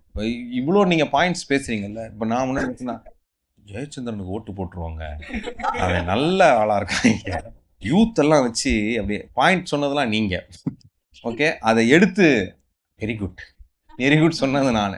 அதனால ஏன் இப்போ நியூஸ் வாசிக்கிறவங்களெல்லாம் ரொம்ப இது பண்றாங்க, இன்னும் நாளை மழை பெய்யும் அப்படின்னு சொன்னவர்கிட்ட போயிட்டுல உங்களுக்கு தெரியுங்க கொஞ்சம் பார்த்து சொல்லுங்க, மழை அவங்க கொடுக்குற நியூஸ் தானே வாசிக்கிறாங்க. ஸோ இது போல் நாம பிம்பங்களை நம்புகிறோம். அந்த பிம்பத்துக்கு எவ்வளோ பெரிய ஆளாக இருந்தாலும் சில பேர் எழுதி கொடுக்குறாங்க, அவங்கள ட்ரைனிங் எடுத்துக்கிறாங்க, அவங்க ப்ராக்டிஸ் பண்ணுறாங்க. இது அமெரிக்கா வரைக்கும் நடக்குதுங்க, இது அமெரிக்கா வரைக்கும் நடக்குது.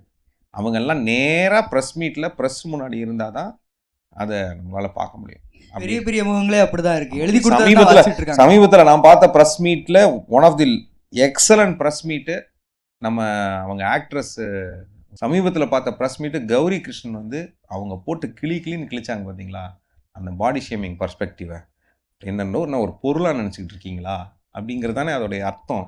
அப்படிங்கிறத பொறுமையாக கோபப்படாமல் ஆன்சர் பண்ணாங்க.